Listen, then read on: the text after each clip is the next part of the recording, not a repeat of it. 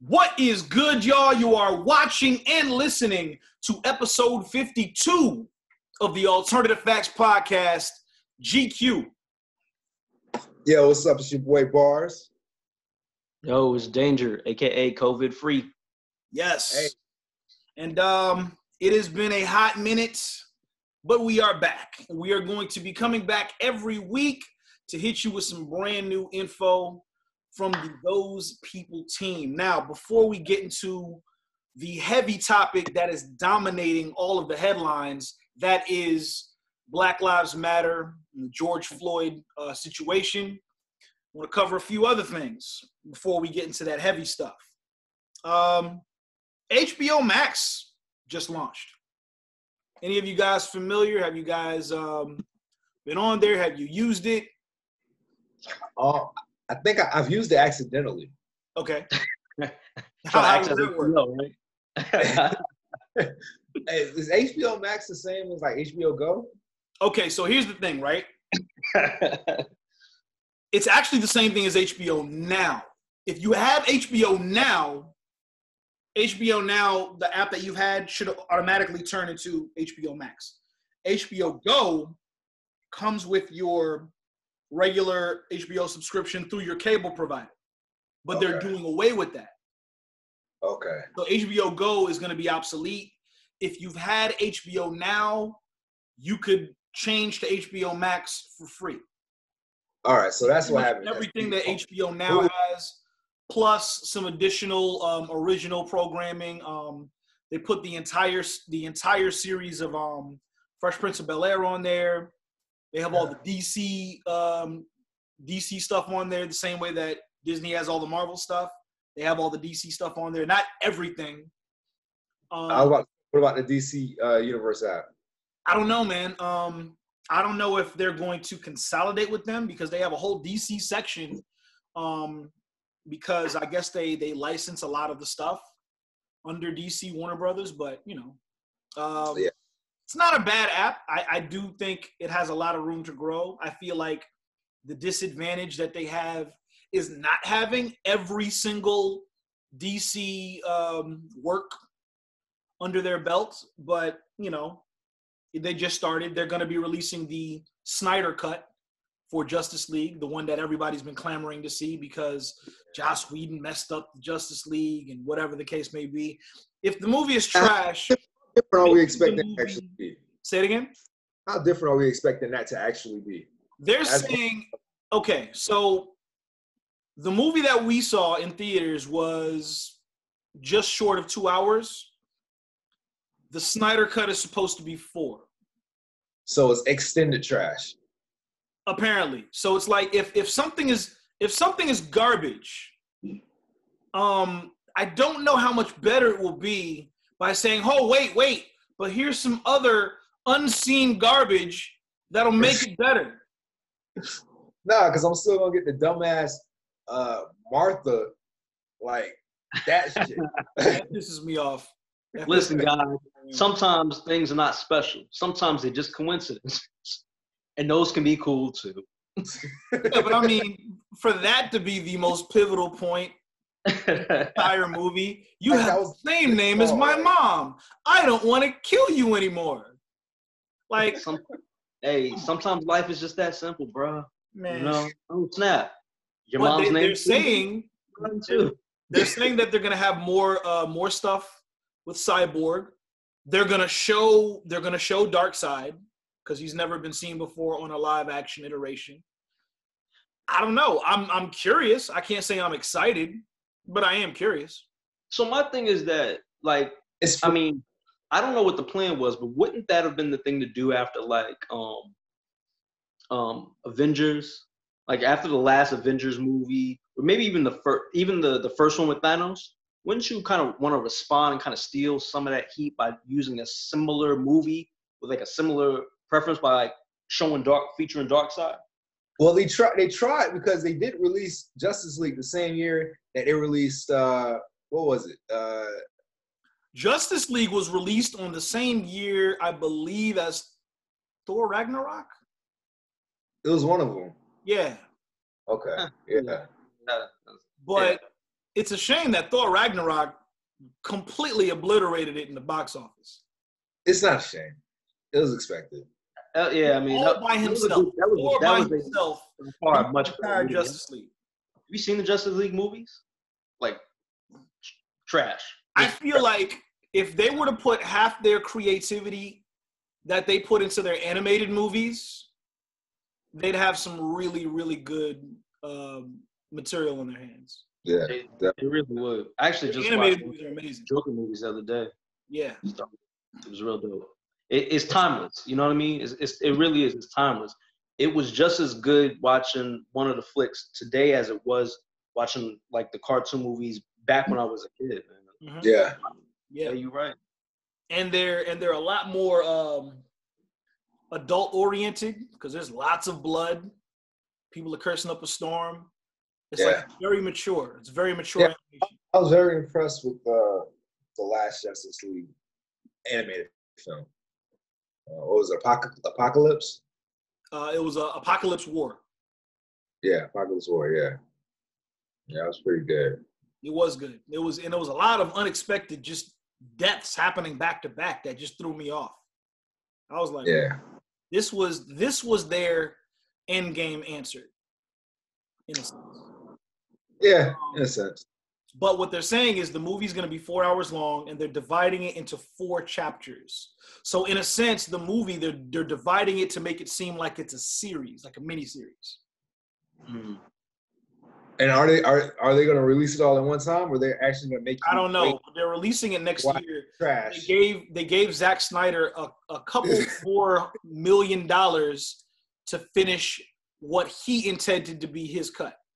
So they showered him with money so he can finish the movie he wanted to see. Yeah. Yeah. So in other words, absolutely.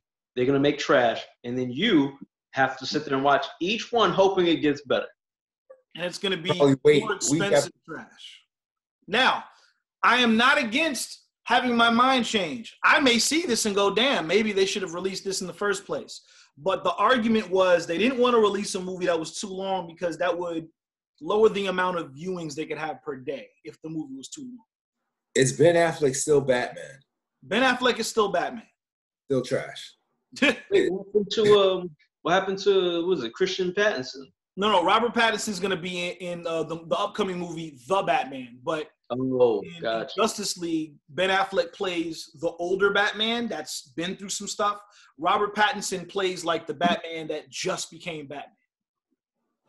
So I don't know if the problem was Ben Affleck as an actor or if the problem was just the writing. Because I feel like he could probably play a gritty person. You know what I mean? That's kind of like his life.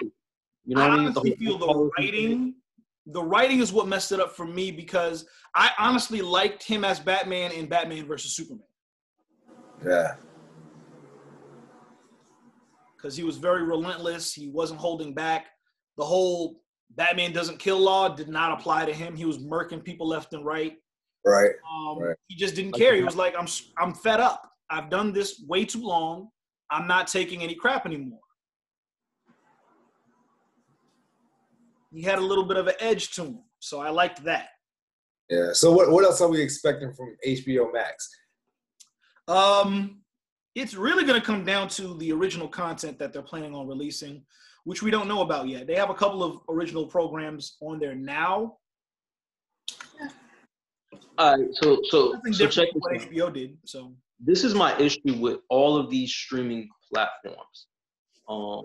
So as you guys may not know, I'm a minimalist. Like I only need the stuff that I need. Like I got a pair of black dress shoes, maybe I get a pair of brown dress shoes, and that's about it. Like I try to keep my stuff real simple. Yeah. And I'm noticing that with all these streaming services, they have something, but they're not fully complete. Like there's no one complete streaming service that you could pay for monthly and then that's it. So there's really not a full replacement for cable the way we know it, with the exception of if you went through internet TV providers, some sort of form of cable that mimics that. But as far as like the individual streaming services, you look at like Apple Plus, which is smaller.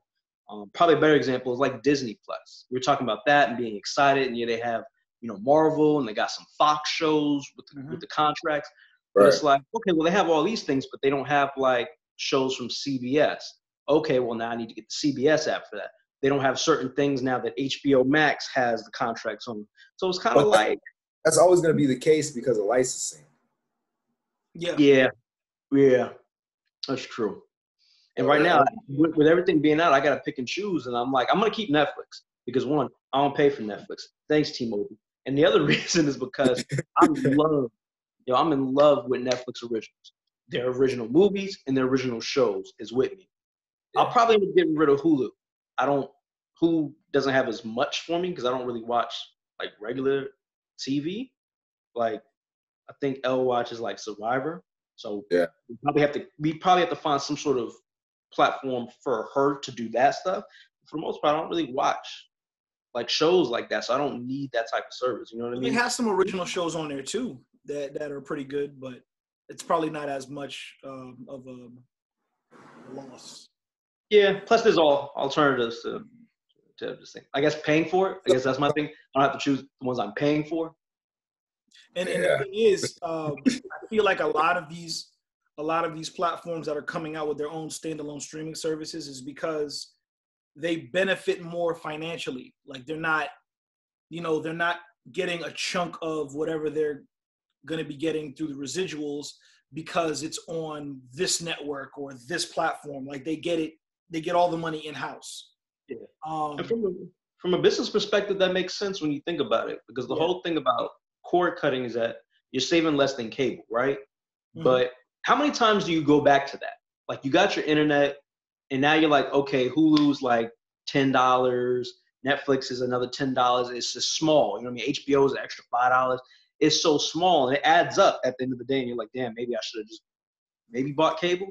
But you don't think about it because you buy them a la carte. Essentially, you buy them individually. And, you know, it's small. It's $5 here, it's $10 there. You don't really think about it. So you're right. It's smart for each, each company to have their own. CBS, from a business standpoint, HBO, absolutely. Disney, from a convenience standpoint, not so much. Right. Yeah. So, and the thing is, like you have NBC Universal coming out with Peacock now. I heard about that. Yeah. So, what is that? So Peacock is NBC / Comcast's their own standalone streaming service. They're going to offer a free version with ads, and then they're going to offer paid versions, and they're going to have like all the Universal movies under that. They're going to have certain NBC Universal exclusive shows on there. They're going to have Friends exclusively on that, and they're going to come up with other original shows on there as well. I mean, it's not even about spending less money anymore at this point because there's so many different platforms that are creating their own streaming service. Now it's more so a matter of convenience because nobody's really watching live television anymore unless maybe it's news. And even that you can get online. But people want to watch stuff when they want to watch it. They don't want to have to run home and sit down at a designated time because such and such show is coming on. They want to watch it whenever they're free. It's funny that you said that. So with the increase of all of these different streaming services being launched, what do you think that means for like cable? You know, because I noticed that like some cable companies have tried to trying to keep up. You know what I mean? Like I know Xfinity had that whole thing where they integrated, they had to deal with Netflix. So now when you use your cable box, Netflix is an option. So you can watch cable TV and Netflix. I know, I think is it Cox Media up in New York, they have it where they were giving out Roku boxes so that you can actually view your cable channels through the Roku. You don't have to have a separate cable box. So I see that they're trying to make, strides, to go ahead and appeal to the cord cutters. But with more and more of these companies basically having this exclusive content that's not going to be on cable or, is going to be shown on cable as well, and you have the option, like you said, to just do everything on one. Right. I wonder what that means for the business model of, cable TV that's been, going down significantly since, I don't even remember when. Mm-hmm. Yeah. It's not even about price anymore. It's about convenience. So I'm like, is there going to be a time where cable can't compete? Like, we're just going to be done with cable, know. I mean, you would have thought that time has came, but it's something that still holds on. It's something that they still have that they're able to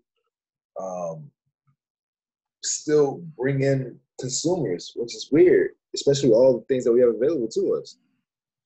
But I think, like G said, to your or is point, it just laziness on some consumers' parts?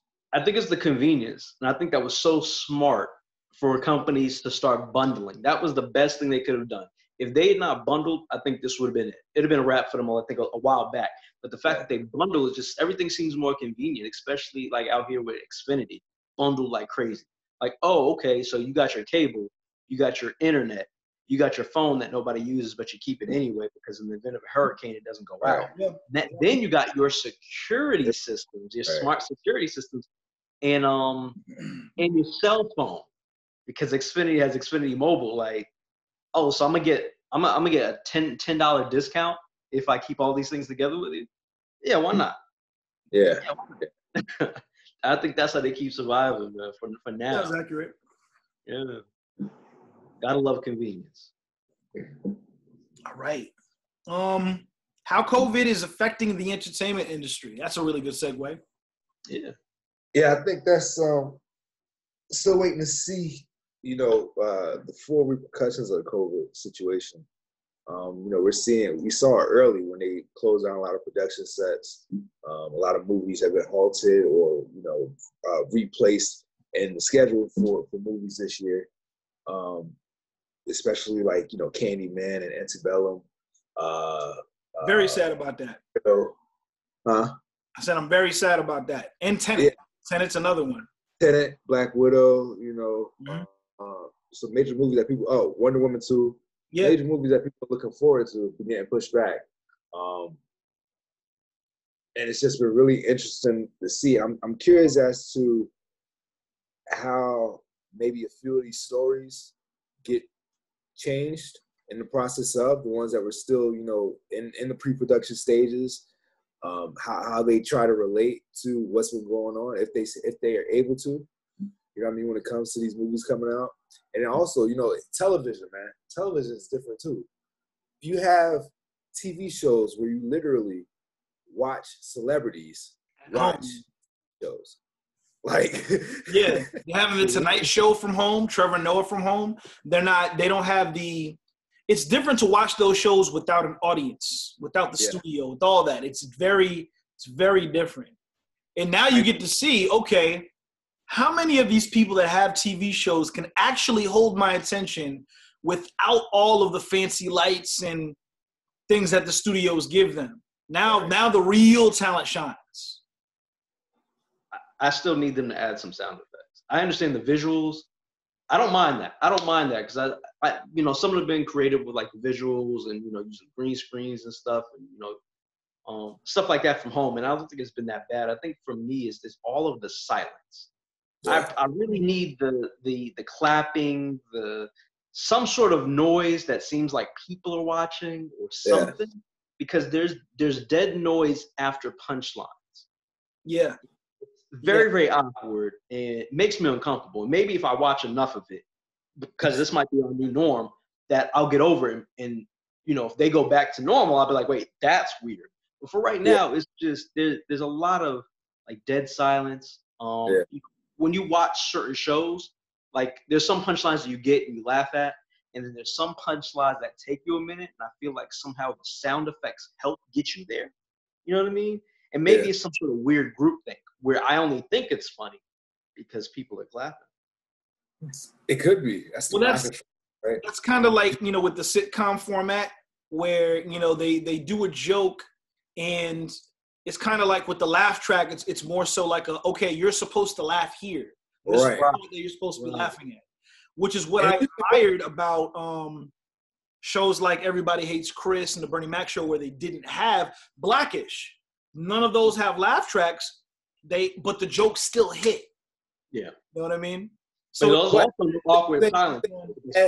Having conversations, you know what I mean? Like, but do they hit as hard as it would have with the laugh track? Like, I think about, how we say there's no greatest show than like Martin, Fresh Prince, a lot of old school shows will always have in that top tier because you think they're so funny, but is that because we're controlled and programmed to think they're funny like that with the laugh tracks, as opposed to Blackish? If you add some laugh tracks to Blackish, it may be 10 times funnier than what it actually is now. Right, that's true. But that goes to show you how funny the show actually is, because it doesn't even have laugh tracks, and you're laughing at the punchlines that they make intentional for the audience to understand. Right, but would you put that over Fresh Prince though? That's a good question. Yeah, it's a good question. I hope they do a social experience. If they can go back and take out the laugh tracks and the clapping and all that stuff, and see if we would still get, the same feel for those jokes. I wonder. Is there a way we could edit that? Like, if we could take one of the episodes and silence take out the laugh tracks? I don't know. I don't know if there's some type of filter for it. I don't know. I guess we could look into it. I was even actually entertained by the way Saturday Night Live, for a few weeks, they did like Zoom style episodes. Yeah. They did. I think they did a good job for some of the skits. Like the skits, I don't think the skits you can do that to. You know what I mean? Because the skits don't have those tracks necessarily, right?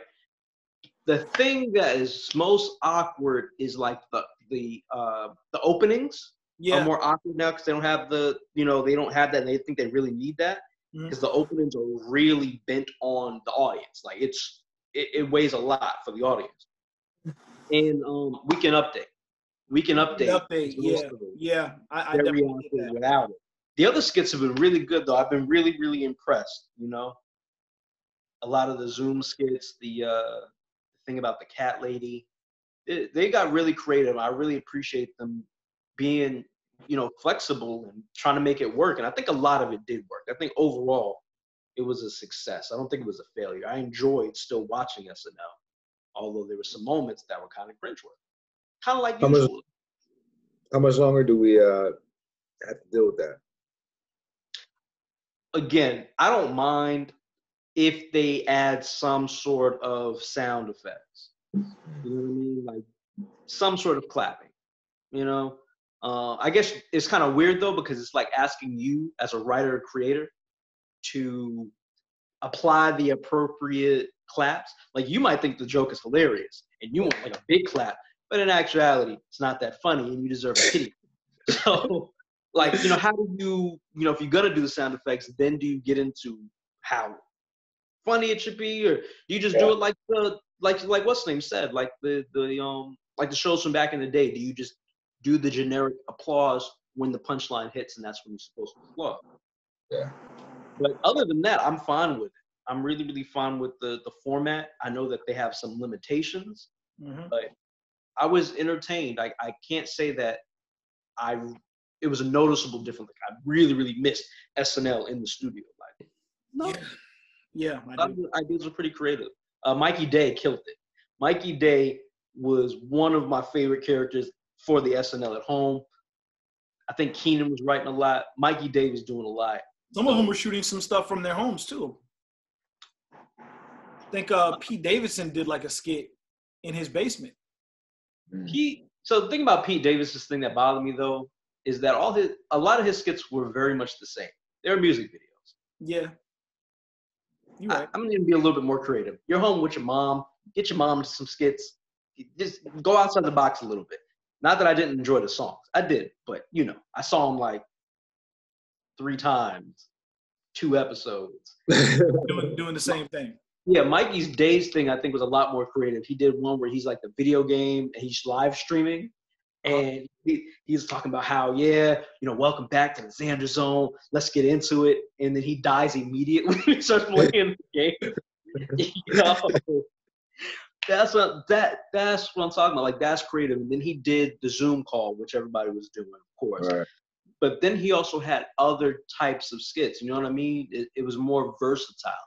And I think with Pete being at home and they having, I think, a lot more flexibility, creativity, with creativity, I feel like, Lauren was probably like, whatever you guys write, I'll probably air because of the situation. I feel like that was an opportunity to throw some stuff out there, try some different stuff. You know what I mean? So But overall, I thought it was entertaining. Yeah. You guys get a chance to check out Chappelle's new stand-up? Yes. Very, very, very powerful. What do you guys think about how they handled the COVID situation with the seating in the audience and things like that? I mean, I tried to count. It had to be maybe 20 people? Yeah. I loved it. I absolutely loved it. I loved it to death. And one of the things that I really appreciated was that the audio wasn't that bad. It really wasn't. It wasn't that bad. And also the single shot of just him on stage, no cutaways, no different angles, just that one shot. It was effective. Yeah. Yeah, I was confused when Barz first told us about it. I'm like, I don't see it on Netflix. But then I went to the Netflix's YouTube channel. Netflix is a joke. And I'm like, I see. Because even a lot of news outlets said that he released it on Netflix. And I'm like, no, it's not on Netflix. It's on Netflix's YouTube channel. I was telling Moms Dukes that I was confused too because, Barz was like, oh, Dave Chappelle just dropped a new one. And I was like, oh, okay, cool. And then PG came on and was like Netflix, but there wasn't any type of like, what's the name at the afterwards? There's no like apostrophes or anything. Nope. So it was like, was that a question or was that like a statement? So I thought it was like a statement. I thought she was saying, yes, it's on, on Netflix. So I was like, all right. So after we got off, like that night, I went to go look for it. I couldn't find it. I was like, why can't I find it? I paid my thing this month. Well, I'm saying, thank God Barz sent that link because I would have been scouring Netflix looking for it, and I would have. Yeah, I came across it, man. I'm glad I was able to share that with y'all. I wonder if that's part of his deal. If that one counts. How many you got? You got 6? I don't know if it counts because technically it wasn't on Netflix. Technically it wasn't.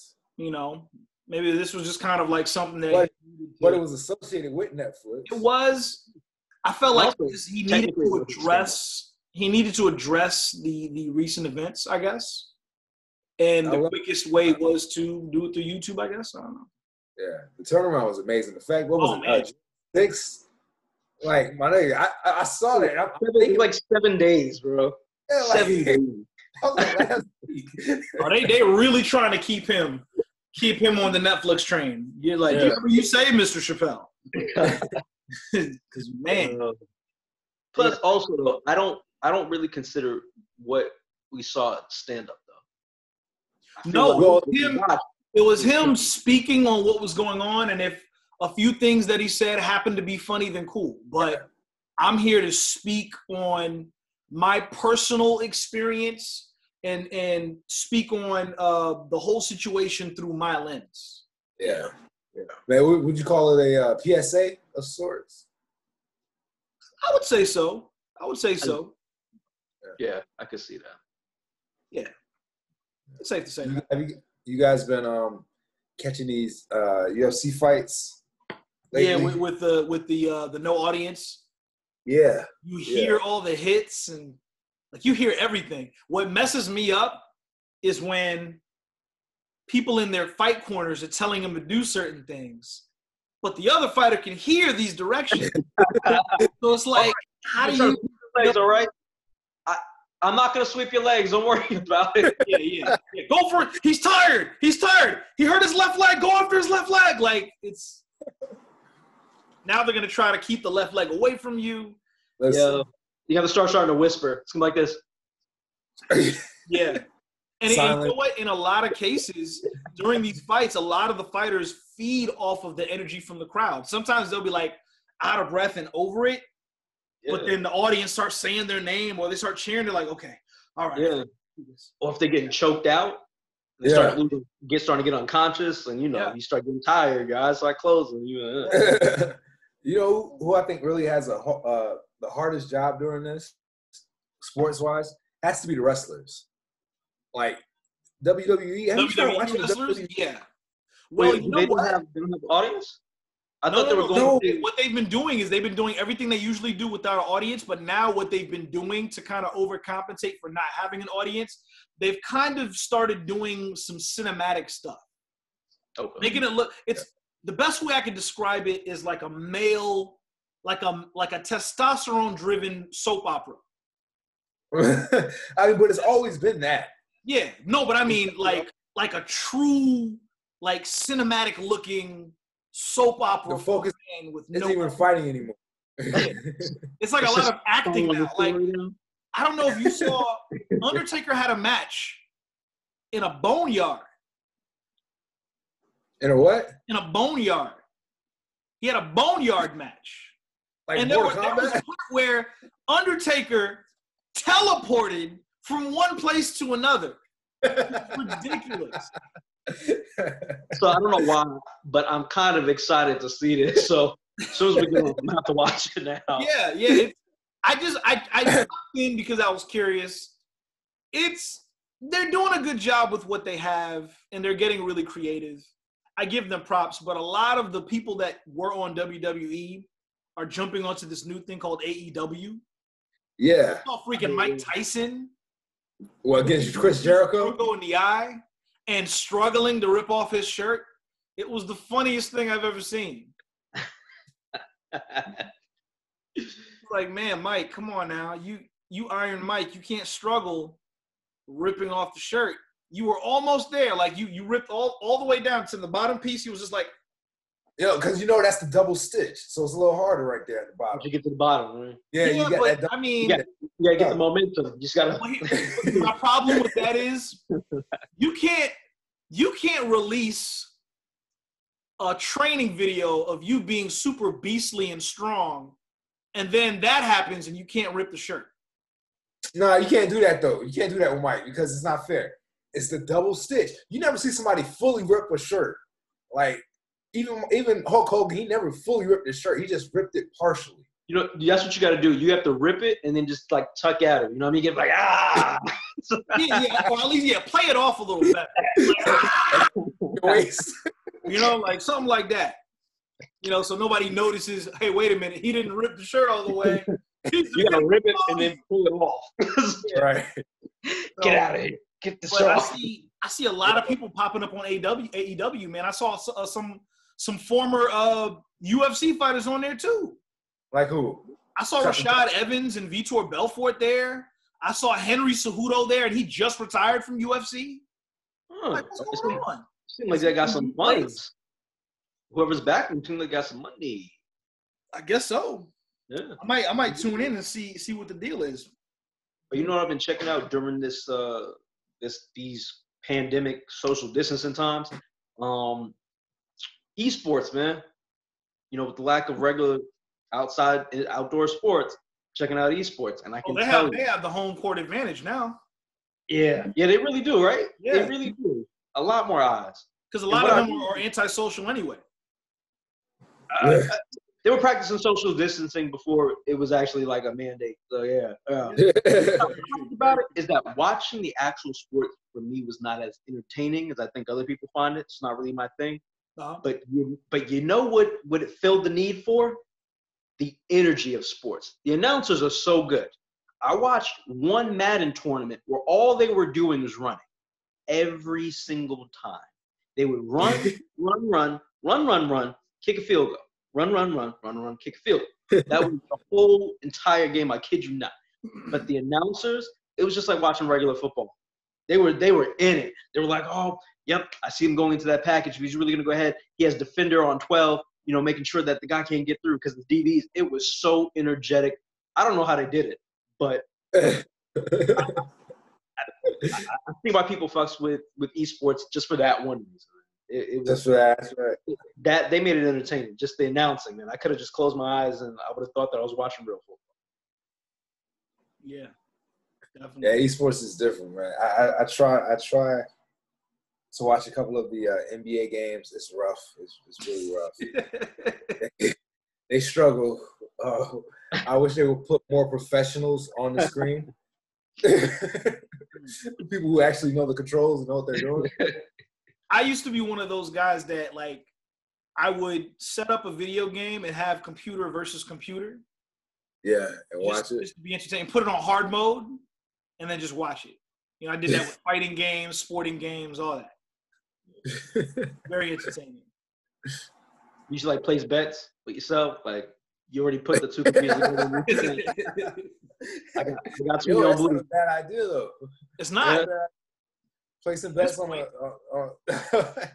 and the graphics have gotten so good that it might be just as good as watching a game. Right. Actually, so, you may not be wrong. Yeah. Especially since it'll be random, like real life. So, Exactly. All right, so be sure to look out for that website. I'll go ahead and drop the link for you. You know what I mean? So you can get into some of these bets. Pandemic FanDuelio. FanDuelio. Danger, I got a question. Yeah. Talk to us about the keys from your perspective to financial freedom. So during this social distancing time, we have a lot of time to think. We're consuming a lot of information, a lot of entertainment. We're on Netflix and Hulu and YouTube, and the internet is really big now. It's always been big, but it's been especially big in this time. And there was something I didn't consider.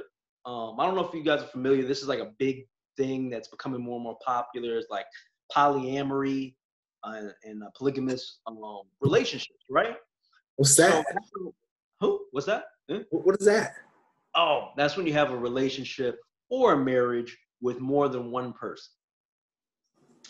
So I happened to be on YouTube, doing my thing, watching my esports, when I came across this guy who is a video game streamer, and he also has a YouTube channel where he basically plays Call of Duty and other games. I actually love watching people play Call of Duty. I'll get on that another time. It's not weird. But he likes to comment on things while he plays. Pretty funny dude. Pretty funny. So he talks about this story, and in this story, there are these people who are not even really a throuple. It's like 4 of them. I don't know what that is in polygamy, but there's like four of them. There's 3 dudes, 1 woman. That's a train. It's definitely a train. That's a train. It's not a train if it's one time, okay? If it's a relationship. No, that's definitely still a train.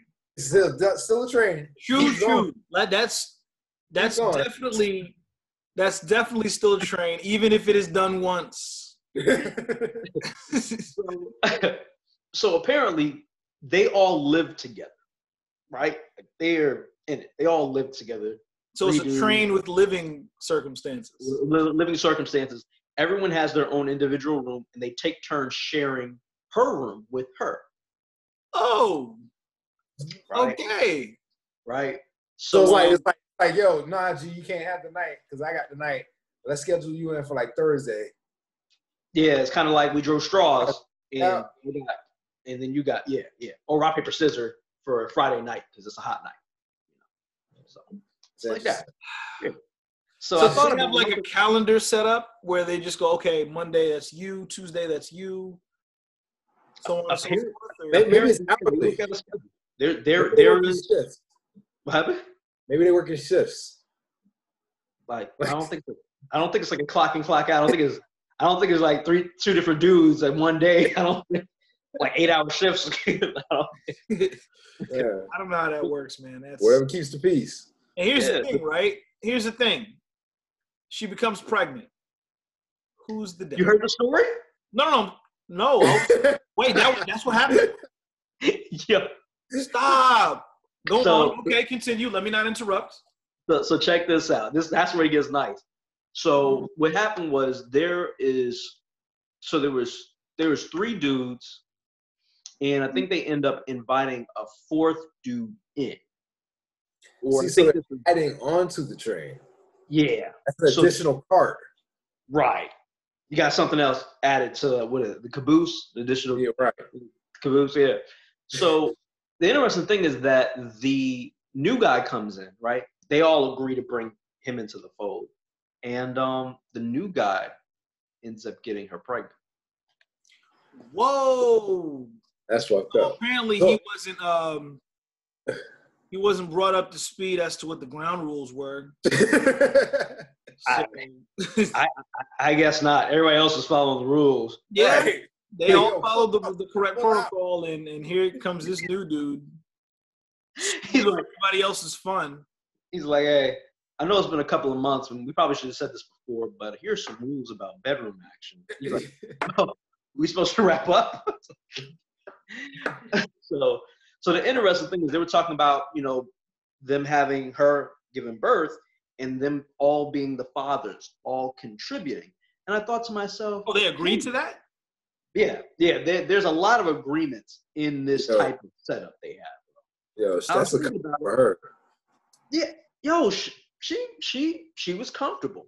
And I thought about that being the key to financial freedom, guys. We stress, right? There's a time where, it was a one household thing. Mostly it was men bringing home the money and then taking care of the family, and things changed and got a little bit harder. Then it started being a 2-income household that we're in now. And who's to say that, maybe, just maybe, you add a third person to make things easier. Here's the way, right? Think about this. You have two people who both work, right? Like G. I'm going to use you, right? G, you and PG, right? What if you were able to bring in a third person that provides daycare for Lil Man? Huh?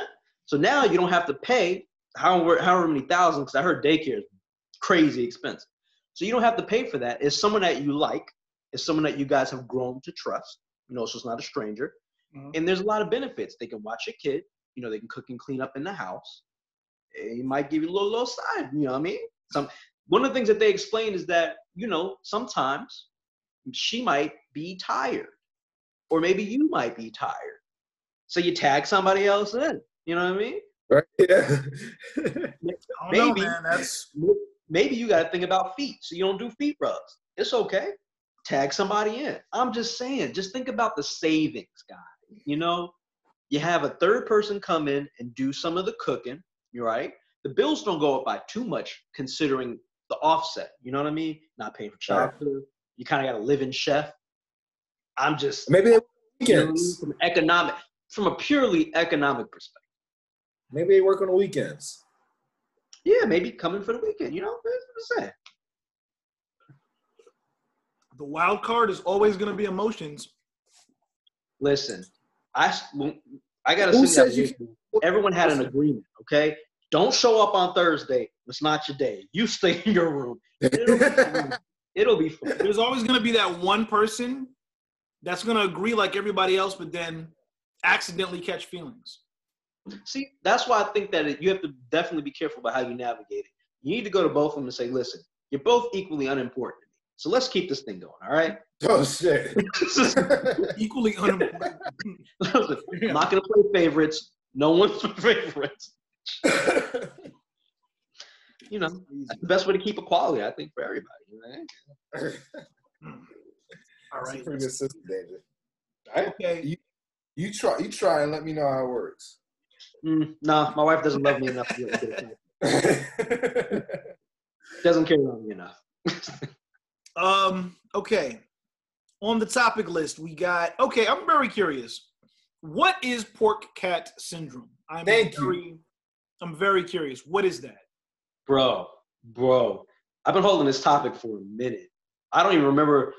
I think this is like the last real conversation I had with somebody at my job before we left, for the pandemic. Hold on. Wait. Gee, take a guess. What do you think it is?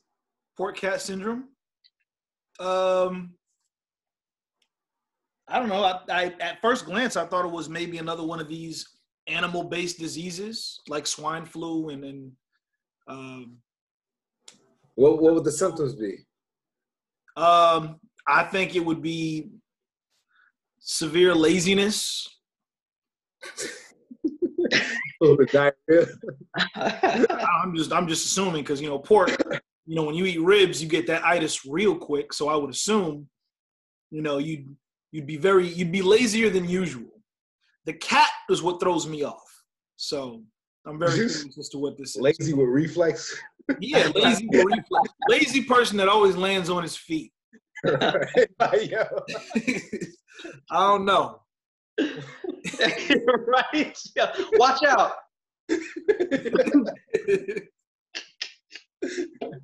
Yo. Oh, man. Oh, my goodness. So we were having this conversation. I don't even remember how we got on the conversation. I think we were talking about getting animals, right? Getting pets. And I told my coworker that I'd probably get a dog, but I would never get a cat because I hate cats, because cats are soul stealers. So, we were talking about that. And she's like, yeah, I know I have a cat. I can't trust it. I was like, then why do you still have a cat? And then we were talking about how we had like a celebration and she doesn't eat pork. So I assumed it was a religious thing, right? And then that's when she told me about pork cat syndrome. So pork cat syndrome is an allergy to pork, usually after adolescence, that is caused by exposure to cats. Wait. So let me get this straight. I just want to see if I'm understanding this right. You eat pork, correct? You're eating a piece of pork. Mm-hmm. But the reaction doesn't happen until you're exposed to a cat. Right. No. So what happens is that you eat pork. You can eat pork. And like you're fine. You're perfectly fine until the cat shows up. Right. But then you get a cat. Like you own a cat. Okay. Cat lives with you, right? After like a couple of months, you start eating pork and start getting like rashes or start itching. And like every time after that, every time you eat pork, you get this allergic reaction. And it's because of the presence of the cat? Some sort of thing with cats, living with a cat. There's some sort of really weird thing. This is an official syndrome, like official. It sounds weird, but it's real. Does that mean that these symptoms are activated when the cat is around, or is it activated ever since you had the cat around, and when the cat goes away, because you were already previously exposed to the cat, the symptoms from eating the pork still apply? That's a good question. I don't know if they've studied it to that extent as far as when the cat leaves, but it is specific to cat owners. Okay. So they said that some develop an allergic response. So it doesn't mean that every cat owner is going to get it, but some people develop an allergic response to a protein made by the cat's liver that cross-reacts with albumin in pork, which someone consumes. It can lead to severe or even fatal allergic reaction when pork is consumed. So I'm wondering if he just has to eat the pork when the cat is not around, or now because he's already been exposed to the cat, it doesn't matter anymore. I would think that like with a lot of some allergic reactions, like some of them when you're exposed to something, right? Like if you're allergic to peanuts, you touch peanuts, you become allergic. It's kind of like a one-time thing, so you know to stay away from that thing. Right. And then some other stuff is like seasons. Like it's springtime, you don't have to go out in your grass if the window's open or anything like that. You're gonna sneeze or cough or whatever. So I would think that this is like the second thing. It's more about it being around. So if you have a cat in your house, your cat's DNA, its essence is still in your home. You know what I mean? So I think that as long as you have a cat in the home, you're going to feel it. It's probably not until after you get rid of your cat and then months of them not being around that maybe you could start consuming pork again. Something like that. Super. Another reason I love cats. How did you come across this topic? Like, I'm curious. It was a conversation with a coworker, and she brought it to my attention, man. Uh-huh. I didn't know this was a thing. I'm so happy that she told me. Yeah, sounds intense. It's one of the best things I've ever learned. Okay. Scrolling to this list, we have. Are there any things that you want to just kind of ignore to get into the meat of things? Pause. Or do you want to just briefly breeze over everything as fast as we possibly could? What do we have left in here? We have social credit system, pro camera phone photographer, crimes on top of crimes, and Ferrari for all, and of course the NBA, and then the main headliner of Black Lives Matter.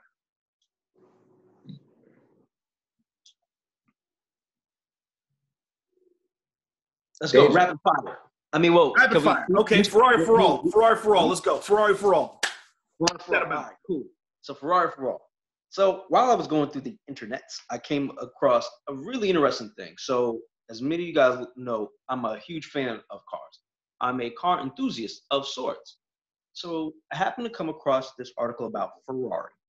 Who a lot of people know Ferrari is probably one of the most sophisticated car manufacturers. And what I mean by that is that they take a real sense of pride in making their cars. Like, Ferraris are not just cars to them, they are masterpieces.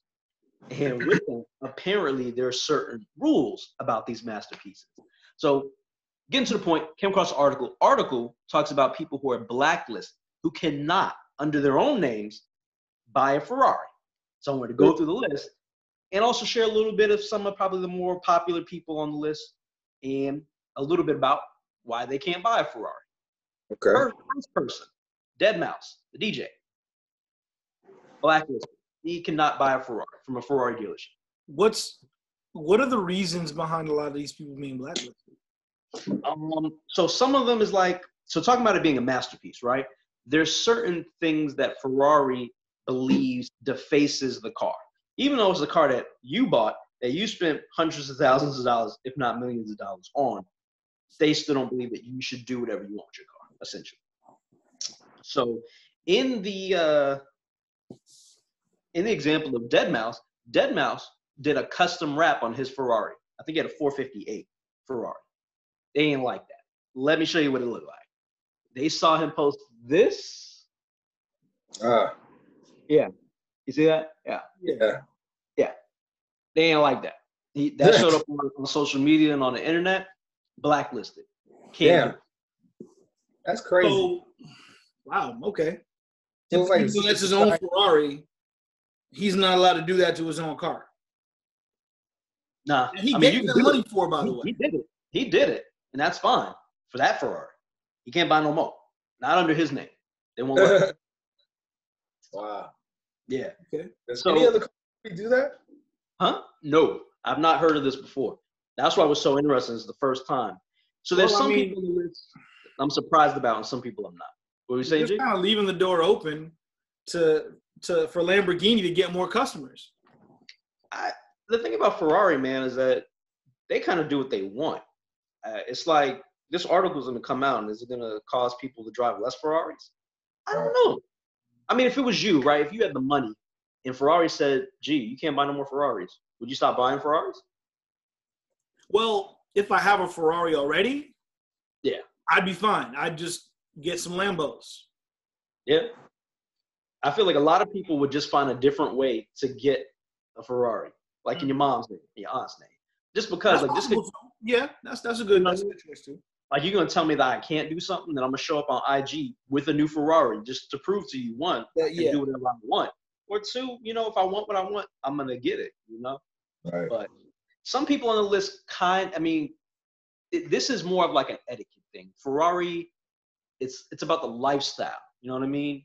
It's the car is a work of art, and part of that is a lifestyle of how it's supposed to look, and you're supposed to maintain a certain type of social understanding and etiquette. Yeah. Like the other person on the list that you'd probably be familiar, y'all remember Tiger, right? Mm-hmm. Rapper Tiger. You remember when Tiger was having all his cars repossessed? Guess he's having some financial issues. Yeah. Right. One of those cars was a Ferrari.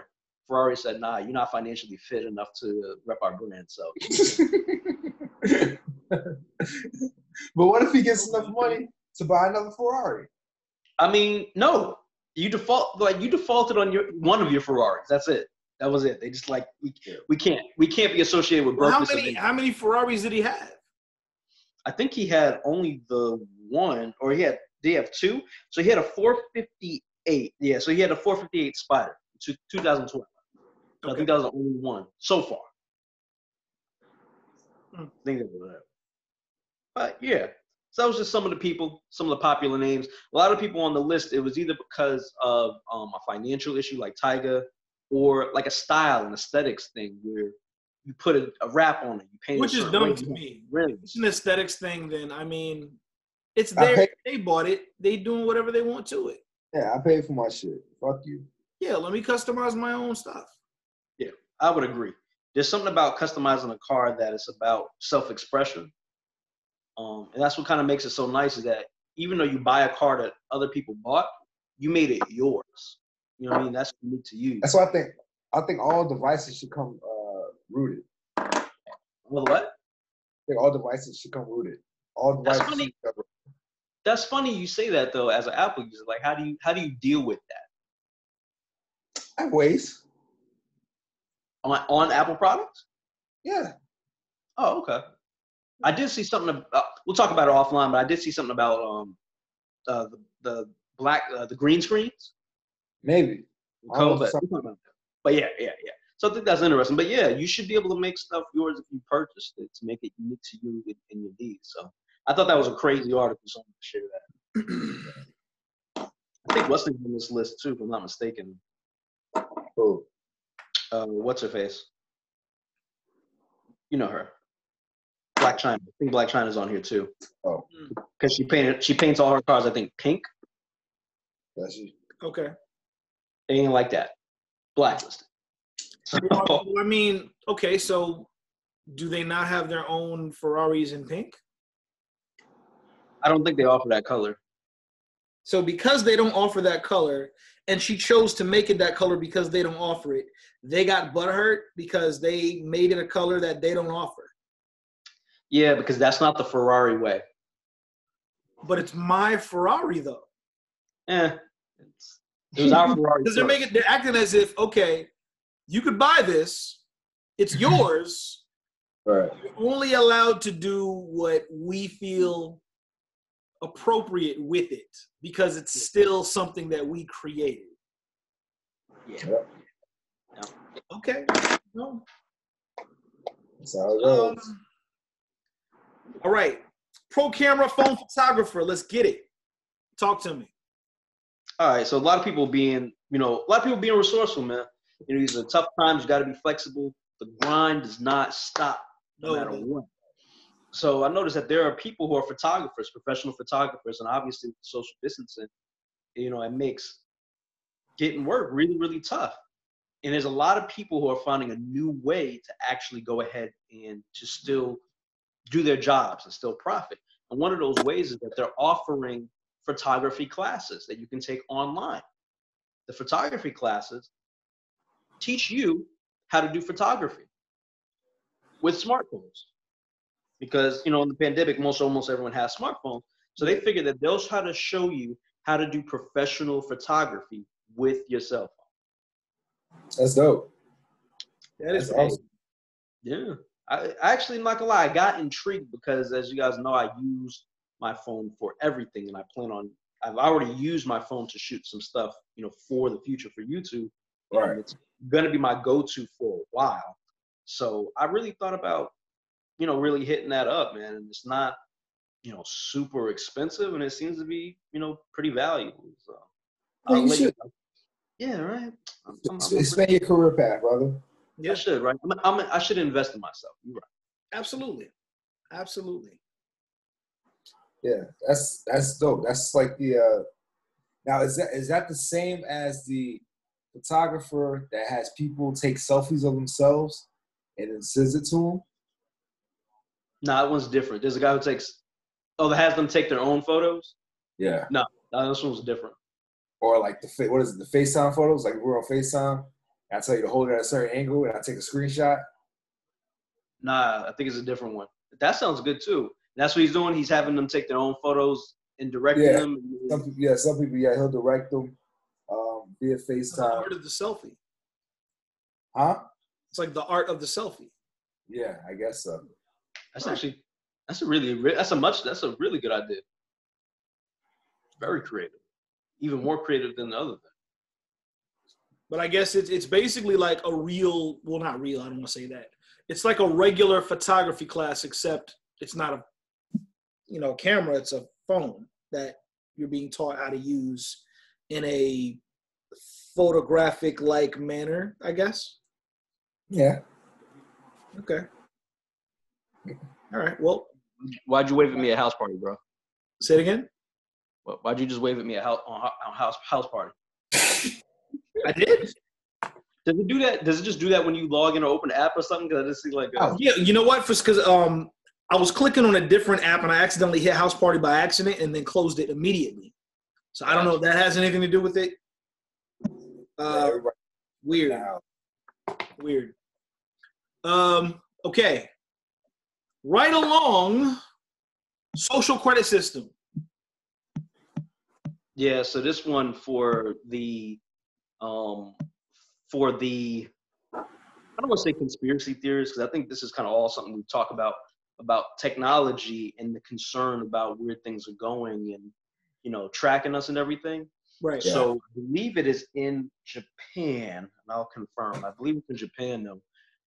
In a small city, they're trying out this social credit system. Is that similar to what we saw on Black Mirror? Yep. It's exactly like what we saw in Black Mirror. And for those that are not familiar, in Black Mirror, there's like this system that's set up and it's linked to like everything where you do certain things and your score goes up or down based on those ratings from other people. So if you go to the store and maybe you pay with exact change, so you get 5 stars, opposed to if you paid with a bigger bill and, they had to go get change, now it's 3 stars. And it's based on all your interactions, very similar to that. So what it is like, it's like they call it like a citizen score.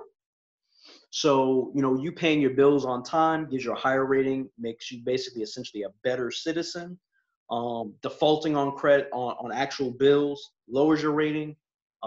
Interactions with people, like if you have interactions with your friends, interactions with businesses, the grades you get in school, it's very, very intrusive.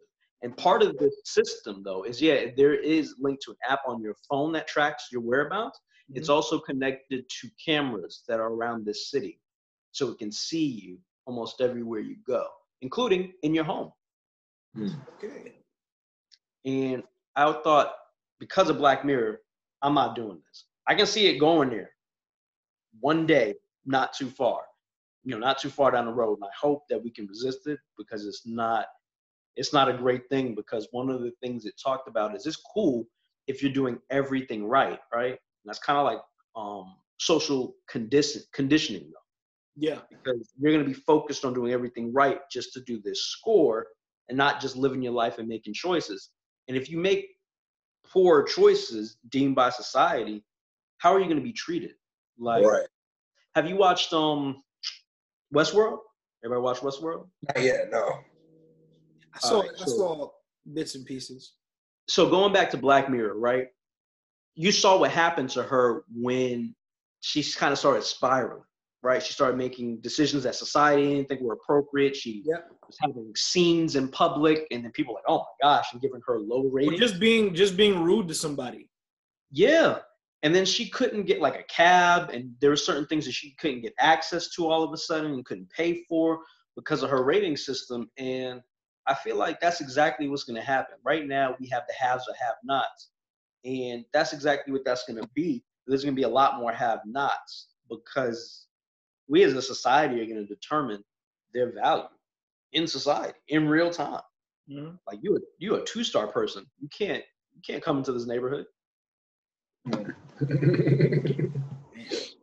And I can see it taking on in places like Asia first, because they have a very respectful community, social. And they do a lot of experimental.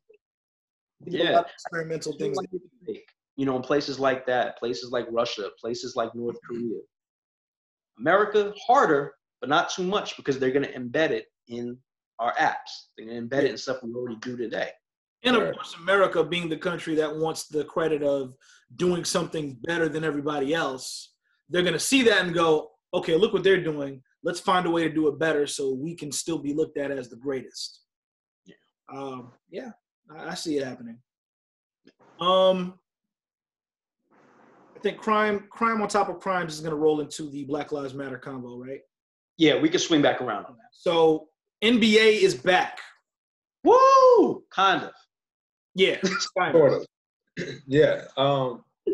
So due to COVID, the NBA season had stopped, like all sport events, right?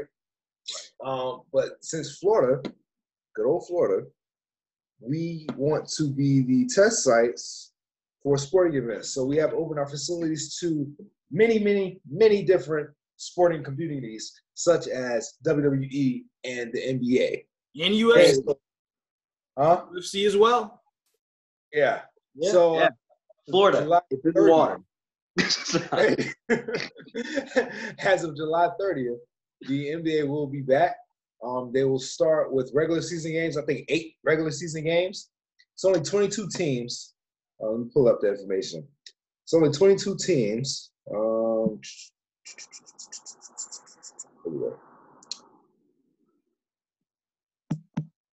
Yeah, so it's going to be, and wait. Back schedule. Okay, so June 22nd, they're going to do testing for coronavirus. It's going to be 22 teams brought to Orlando. Training camps begin on the 30th. They get to Orlando on the 7th of July, and the 30th, the season resumes. Okay, so the season's going to last from,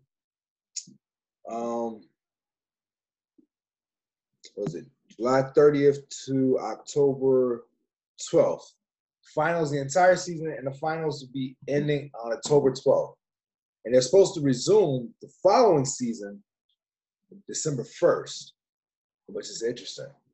Yeah, it's going to be like, I mean, I guess that timeline-wise, that might work out, though, because you really have a condensed season.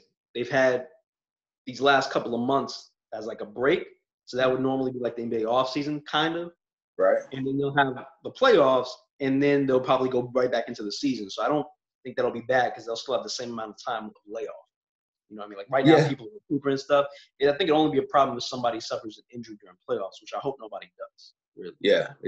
Now, it's interesting because a lot of players who are healthy, who would not have played prior to the season being canceled, they still can't play, even if they are healthy. So there'll be no Kyrie, there'll be no KD. No KD. Klay Thomas, none of them boys. So they won't be playing at all. Now, they also, the NBA, due to everything happening with the protests and stuff, they have given the NBA players the options to not have to necessarily travel and play. Players were on I think an 2-hour phone call last week. And Kyrie Irving, he put in his 2 cents and he stated that he doesn't think the NBA season should be played because it's going to be a distraction from the events that are happening in America currently. Wait, say that again?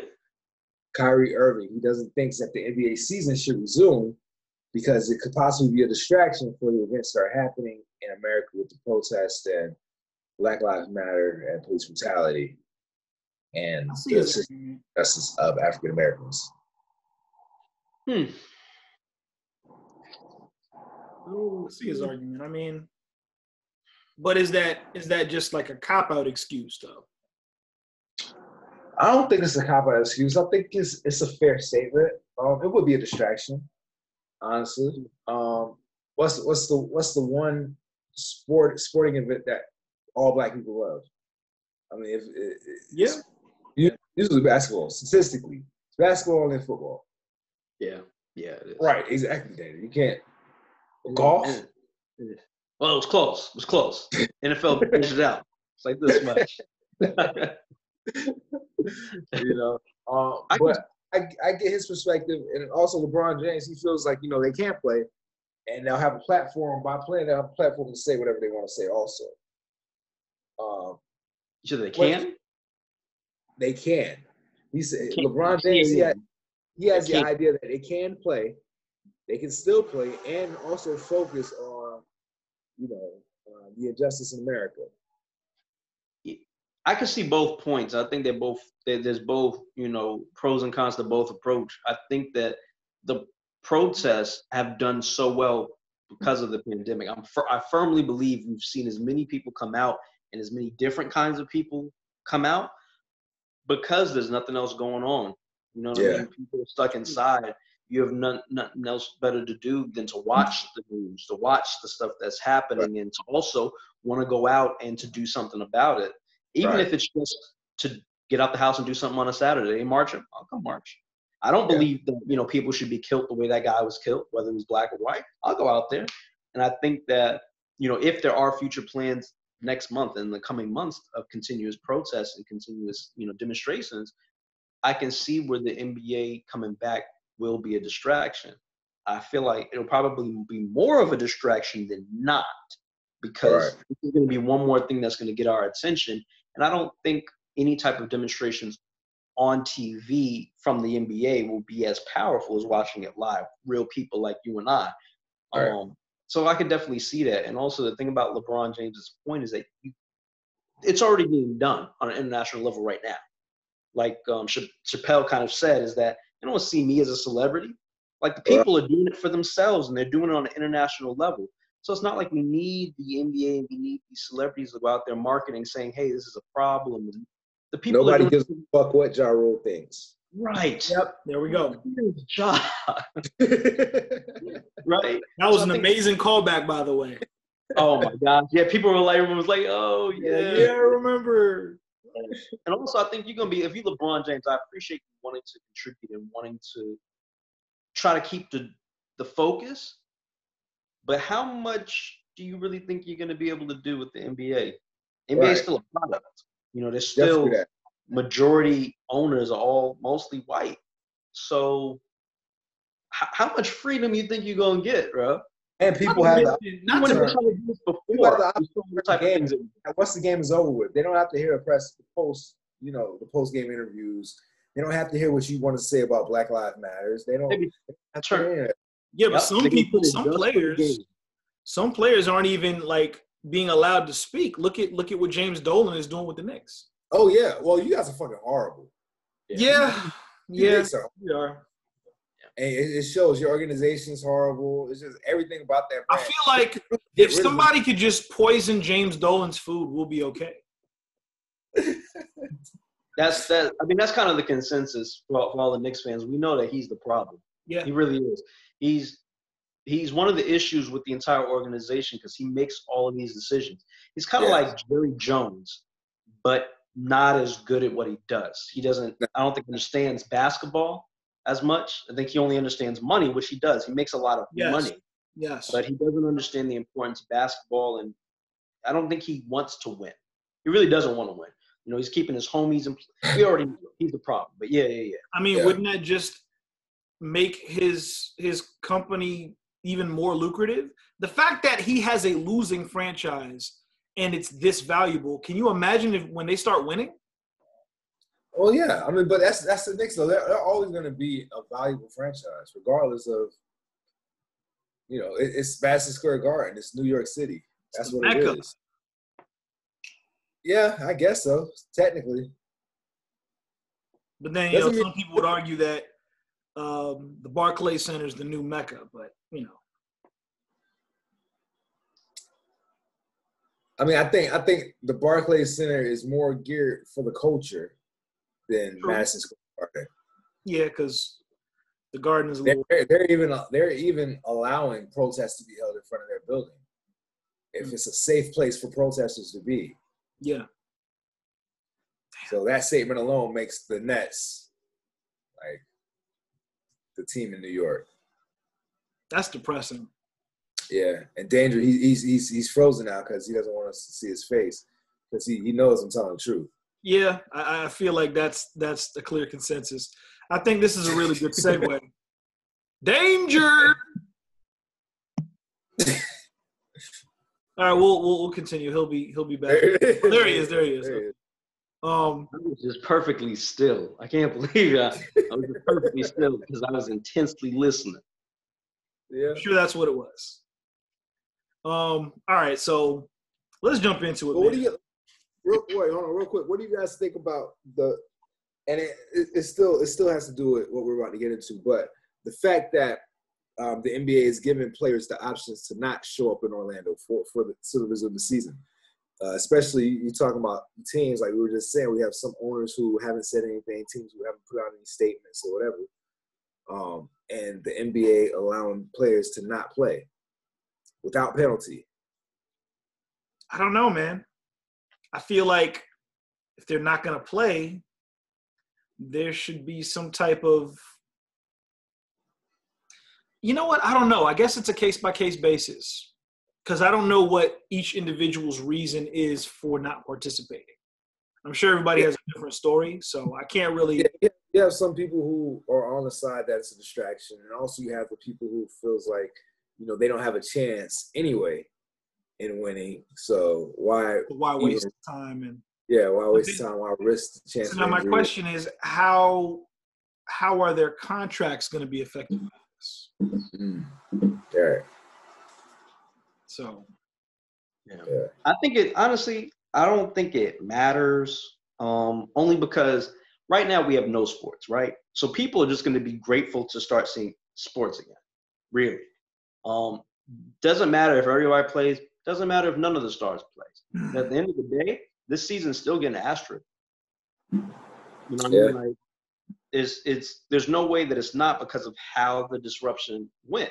There's no telling what the season would have looked like. So you're still going to get asterisk. Right. So, I mean, and it's not like, I don't know if did they say anything about selling tickets? Are they actually going to have fans? No, I believe the resume season is going to be fanless. They may consider fans for the next season in December. So I'll probably weigh that option out then. But, I find it, I don't think it's going to happen because of this new wave of the coronavirus.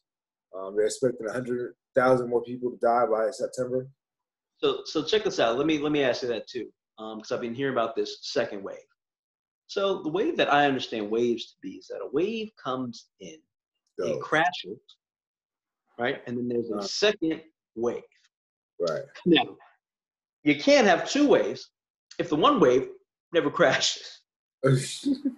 So I'm trying to understand how this second wave mentality works. Because I'm thinking that we're supposed to, something flatten the curve. And then you flatten the curve, there might be a second wave where it spikes, but we've not really flattened the curve. So, definitely not. Yeah, I'm not sure. Just want to throw that out there, Everybody worry about the second coming. We still haven't gone through this first thing. We're still in it. Yeah. So, now you ready to jump into it? Jump into it. Absolutely. Pajamas. We don't know what happened. We all saw it. Everybody's been talking about it for weeks. I guess the question is, how do we solve this problem that we have of unfair treatment? And this is not even just when it comes to police. This is systemic. Yeah. Pretty much in a lot of different aspects of our lives. How do we solve this problem? I mean, I think it has to be something that has to work its way through, and we're starting with. It's definitely not the top. I guess the base level, which would be police. Once you get the police in order, then you can work your way from there. Right. I think we should attack. I think we should attack the police where it hurts, and that is their pockets. Anytime a cop does something unjust, penalize them financially by either cutting down their pay or chipping away at their pension. I think they should lose it. I think they should lose it. Question either. That's a pretty good option as well. And they're convicted of a crime like this, I think they should lose their pension. I think they should lose all the benefits that comes along with having a badge and everything. Yeah. Very true. So I don't think they should lose the pension. Personally, I don't think they should lose the pension. Here's how I think we should treat it, right? Well, cops are just like us. The pension? Only difference is they got a badge, they got a gun, they got a lot more power, right? Legally, they have a lot more power. However, they should be treated just like everyone else who has a job. So when you have a job, you get penalized, right? If you get fired, you still have your pension because of what you paid in and for the time that you were there. So I don't think that you should penalize somebody for stuff that they didn't do in the past, for stuff that they did now. But we should treat them just how we treat us. Like when you seen the thing with George Floyd, man, he was murdered. He was murdered. It wasn't neglect. It wasn't an accident. Yeah, because clearly not. He couldn't breathe. And even if you thought that he was lying, right? Because he's a suspect. He's a perp. He's lying. All right, get off his neck and put him in the car or whatever you were doing. Because what were you doing? What were you waiting for? You know what I mean? I don't think it was like an accidental death because you chose not to act. You had an opportunity. You chose not to act. And you murdered somebody. If I murdered somebody on my job, I'd get fired and go to jail. They should too. It should be the same premise. Police are not above the law. The law is the law. It's what our Constitution is based off. Is how we govern our country. Right. Just because you're supposed to uphold the law doesn't mean that you're above it. So if you mess up on your job, if it's a situation where maybe you didn't kill somebody, but you used excessive force, then you have to go through a real review process. You really have to be suspended without pay. Because most people in America, when they get suspended or something from work, they're not still getting paid. It's not fucking PTO. It's not vacation time. You need to be punished for that time. And being punished is not, you can't go to work. Hey, yeah. I'm sorry. Let me mess around and do something catastrophic in my job that costs people, their lives or livelihood. And I'm gonna go on involuntary vacation where I still get paid. Like I'm going to Disneyland. What type of punishment is that? Yeah, because if you think about it, it's kind of like a I don't want to say over glorified vacation, but it's kind of like a vacation. What harm is it to come to something wrong? It's a reward. Go do what you want. It's a reward of sorts. You know what I mean? You murder somebody, and they don't want you in the public eye. So, like you said, they send you on vacation with pay. It's a reward. That's not a penalty. Hell, so you tell me if I'm a cop and I need some vacation time, and my schedule's been really strenuous on me, and I need a mental break, I can just shoot somebody and I get some vacation time. Right. Exactly. While y'all, they get what they want. I'm over here chilling while y'all over there trying to figure it out. Yeah, and they get what they want on both ends because they get to kill somebody, which they've been probably itching to do, and they get the break. Yeah. I think the only difference, though, between them and us as far as for their employment is that given the degree of what the power that they have in some of these instances, especially the ones ending in death, it needs to be a reform to the rules for them. If they have rules in place, they need much better enforcement. There needs to be a lot better oversight in their departments, talking about police chiefs, the people who actually make the decisions, the courts, because oftentimes we see that they're not punished at all, which means that there's no charges brought up. And if there are charges brought up, the court case seems to be some sort of favoritism where they get a couple of months. How you get community service for murdering somebody? How did you accidentally run into somebody's house and kill them in their bed? Like that stuff, you got to go through a real court process just like we would as people. And it needs to be fair punishment.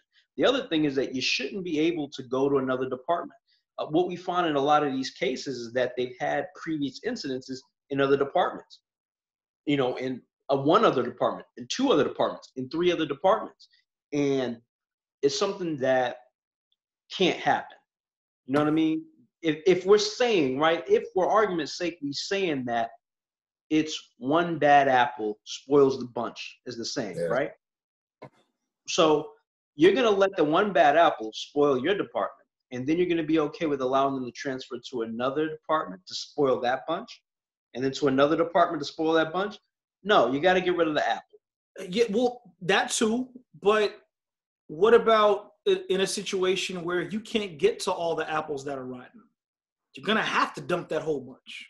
And in that case, it's really their fault that they're not holding each other accountable, because in a lot of cases, I guess they're afraid to tell on a fellow cop because of fear of getting in trouble with that person or this person, instead of just following what's morally right.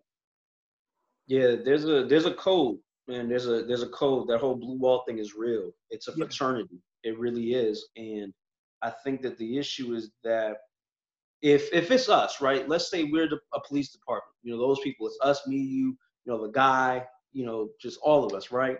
Mm-hmm. One of us does something wrong, and we want to protect them because it's one of our own. But if they did something wrong, they got to be accountable. And we have to protect the sanctity of our fraternity. Like, listen, we are here for the community. As such, we'll be punished for the things that we do. We'll be accountable. But that's not who we are as a fraternity, as a group. And that's the thing, is like, they try to protect each other in this way that sullies the group. We can't trust police departments. And you start talking about their bad apples. Yeah, there's some departments that do everything right, man. There's some departments that are in communities that take care of their communities, that talk to their community, that know their communities. But they get roped in when stuff like this happens because there's so many other departments that don't just say, you know what, Eddie was wrong. You know, Charles was wrong. Steve was wrong. You know, Sarah was wrong. They were wrong. They will be dealt with, because this, as a police department, as a police unit, we don't do that. That's not what we're about. Yeah. But for some reason, they can't say that. And I think it's more personal. It's about us maintaining us than how the community will see us. Because now you have us as a people, Black and brown people, who don't trust any cops. Yeah. And for years, they've done things for us not to trust them.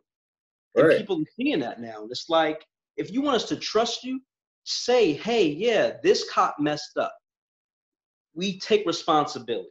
We will fix this, but this is not us. And do it every single time it happens. I was going to say. I would rather see that than say, every cop that stops me now is a dirty cop, because that's what we're thinking. Every cop is dirty because the few cops that we've seen are dirty are not being dealt with. So how can we trust you? They got to go the extra mile for that trust to be built, because we just saw what these groups of cops did. So now it's more so a situation in which, okay, you need to prove to me that you're not one of them in this case. Yeah. And especially with the whole George Floyd thing, man, because you talk about one bad apple, I think that's when you show that it's a bad bunch. You know what I mean? It's a bushel apple that's fucked up, because the one cop was on his neck while the other cop sat and watched. While the other cop had his back turned, while the people were telling him, hey, behind you, that dude isn't breathing. What's going on? Are you going to call the paramedics? He just looked straight ahead and was telling them to back up. Yeah, now, from what I understand, one of the cops that was on him was like, yo, I don't think we should be doing this. Turn him over. And Derek was like, no, we have him right where we need him to be. Oh, yeah. The two other cops, they were rookie cops. Yeah. One, he was just on his second day of the force. And the other, I think he only been there for like 4 months. Right. So both of them were rookie cops. And this dick, he had seniority over them. Of course. I had a feeling. I feel like Derek had seniority over everybody that was there. Yeah. But nobody wanted to do anything to stop him. But even still, that's still not a fucking excuse. No, it's not an excuse, but I feel like no, it's definitely not an excuse. I feel like Derek was kind of I don't know. I don't want to say seniority because I don't think he deserves that type of accolade. I feel like he was more so in a bully role. But that's not an accolade. Don't feel bad because that's not an accolade at all. It just means he was in the shit for a long time. Yeah. Getting away with shit for a long time, as his record showed. Yeah, and I feel like a lot of those cops in that situation probably was scared of him. Well, the thing is, like, and this is the problem, I think, with the culture that we have to address. That's why we just need to get a system. It shouldn't be circumstantial to what departments individually want to do. You know what I mean? Somebody messes up, there needs to be this procedure, and actually has to be a real due process where you get a real court case where there's real punishment. You know what I mean? Yeah. Not, well, they're going to be on paid leave until we figure out what to do. No. You don't got to figure out shit. You don't need to pay them. You don't need to pay them. We're going to go ahead and look at this, and we're going to have a decision in 2 weeks. And for 2 weeks, you're going to be on unpaid. You're going to be on unpaid for 2 weeks. Because if you potentially did something wrong, you're going to have to pay for it. You know what I mean? Yeah. So you're going to be on listening for 2 weeks, and then we're going to get a court process going. Once we've deemed that it's outside the police department guideline, and the police department guidelines need to be on like a federal level where it's just blanketed across everybody, then we're going to go to a court case, and we'll get real penalties. Not money for murder because you're a police officer. You got to treat you like a regular person. Because if I sat there and murdered somebody, and y'all was watching me do it, you're a conspiracy to murder. Yeah, You're not, what did they get? What was the charge that they got put on? The first was manslaughter. Third degree murder, manslaughter. Manslaughter. That's murder. Like, yo, okay, so my whole entire beef with this whole entire thing is like, yeah, right now we're seeing a few of the changes. You know, it's great to see what is that, 1600th Ave with the Black Lives Matter down the street and all that stuff. That's cool. Awesome. That's beautiful. But why now? Is it because we're rioting now? Is it because shit's getting fucked up now and this is your response to it? Is this a pacifier? Because we still haven't really seen changes. You know what I mean? We still have countless of other murders that haven't been solved, or police officers are still working that did crazy shit. You know what I mean? And the whole George Floyd thing, they only upped the man's charges because of what the fuck took place in the different cities. The fact that Minneapolis was on fire, that's the only reason they upped this man's charges. Yeah. For you to have this on video, to have all 9 minutes of this man's final life, like the end of his life on video, and to say you don't have enough evidence to charge anybody with murder, like that's fucking ridiculous. It is. And I feel like, unfortunately, I don't have faith that it's really going to change much in the end of it. Yeah, they're going to wait till everything dies down with the protests and everything is business as usual. I think this should have been a moment for all police forces everywhere to go back, look at their records, and take a hard look at all the cops that have problematic records and run them through a whole bunch of vigorous psyche exams and the whole nine, everything. Look back, do some reinvestigations, whatever the case may be, in order to make sure that something like this doesn't happen again. It should. I think it's going to be challenging, though. It's kind of the similar conversation they have with like gun ownership, is that, you know, you do background checks and you do, you know, the mental health checks to see, but it's not going to be indicative of what the person's capable of, really. I think the issue is that you're going to try to vet people as best you can. It's kind of hard to vet somebody's character without spending like personal time with them. So I think you do the best you can, but when they mess up, you have to punish them. I think the issue that we see with the frequency that we do with how African Americans are treated in America is the lack of consequence. I can do it, like we said about, I can do it because I'm just going to go on paid vacation. I can do it because the last guy did it and the guy before him did it. And I can see it in all these different states. So it's not even just in my state of Texas. Yeah. It's in New Orleans. It's in New York. It's in LA. We can do this because why not? I haven't bust my gun off in like a year. For 6 months, I haven't shot anybody since I've been here. Why not? I do think it's a start to, because freaking Derek had a record of past situations in which he was disciplined for, right? 12. Right. So to have that on his record should inspire all police forces to look at everybody on their staff and be like, okay, who else has records that we have to keep very, very close tabs on? Yo, I'm saying 12 infractions. 12 infractions. Let me get 12 strikes anywhere. I can get 12 strikes at Chuck E. Cheese, my ass to be fired.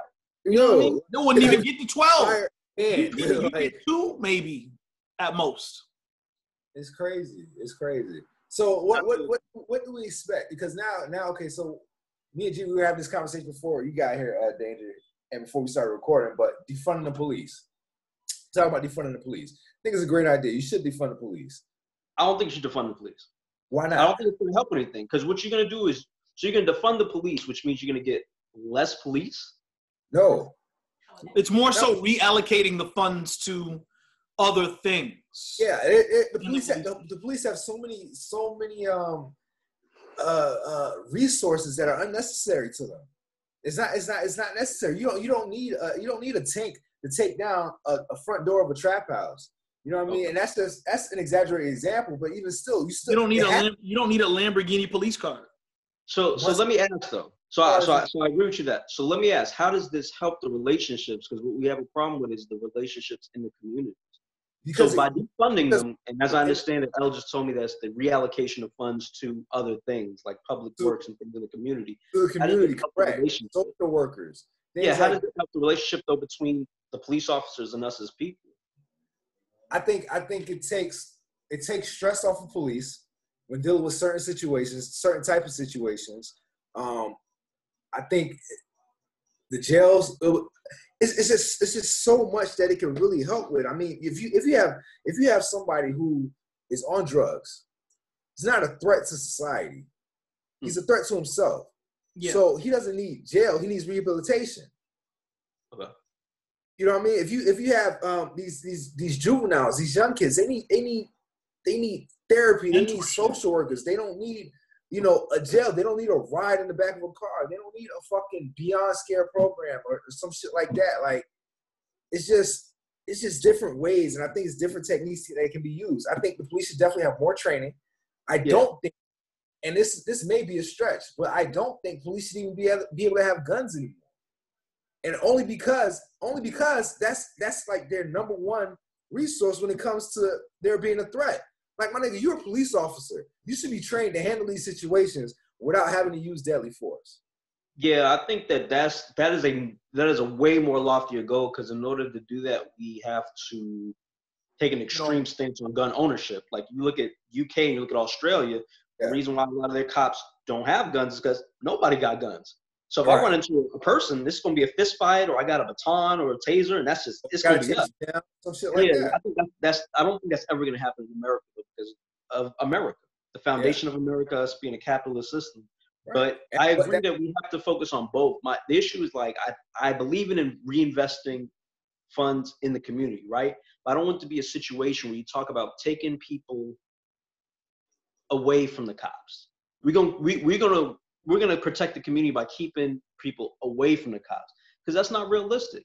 Because if you have someone, like, you have a troubled teen, right, and you have like an after-school program now, right? You have what's the name called? Boys and Girls Club, right? So you get a Boys and Girls Club, you get a YMCA, and the money that went from the police department goes to that. So now these teenagers have a place to express themselves in the exposure, which is great. But when they're walking home and that officer rolls up on them, that doesn't change those interactions. You know what I mean? And I guess for me, I see a different perspective, because I think training is one thing, but I'm more on the side of punishment. I feel like people are less likely to do something for punishment. I know there might be studies that show positive reinforcement, but I don't see how that works here. Mm-hmm. I don't see how you provide a reward system for good cops without providing harsh punishment for bad cops. You know what I mean? I feel like that's going hand in hand. Right. Yeah. What about some type of I'm serious. No, I believe clearance system?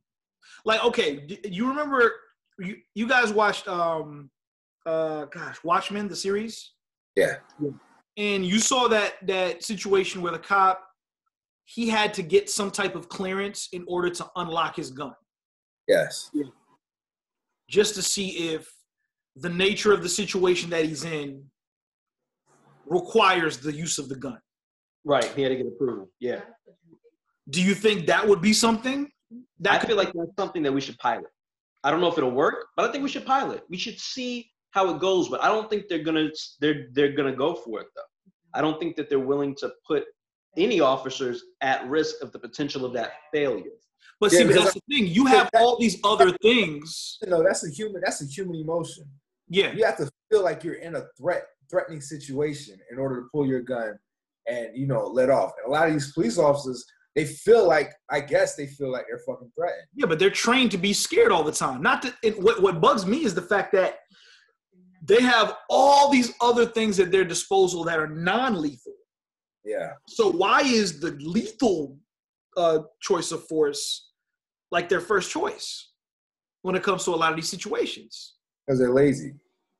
Yeah. They're lazy. Look at the guy who just got killed in Atlanta.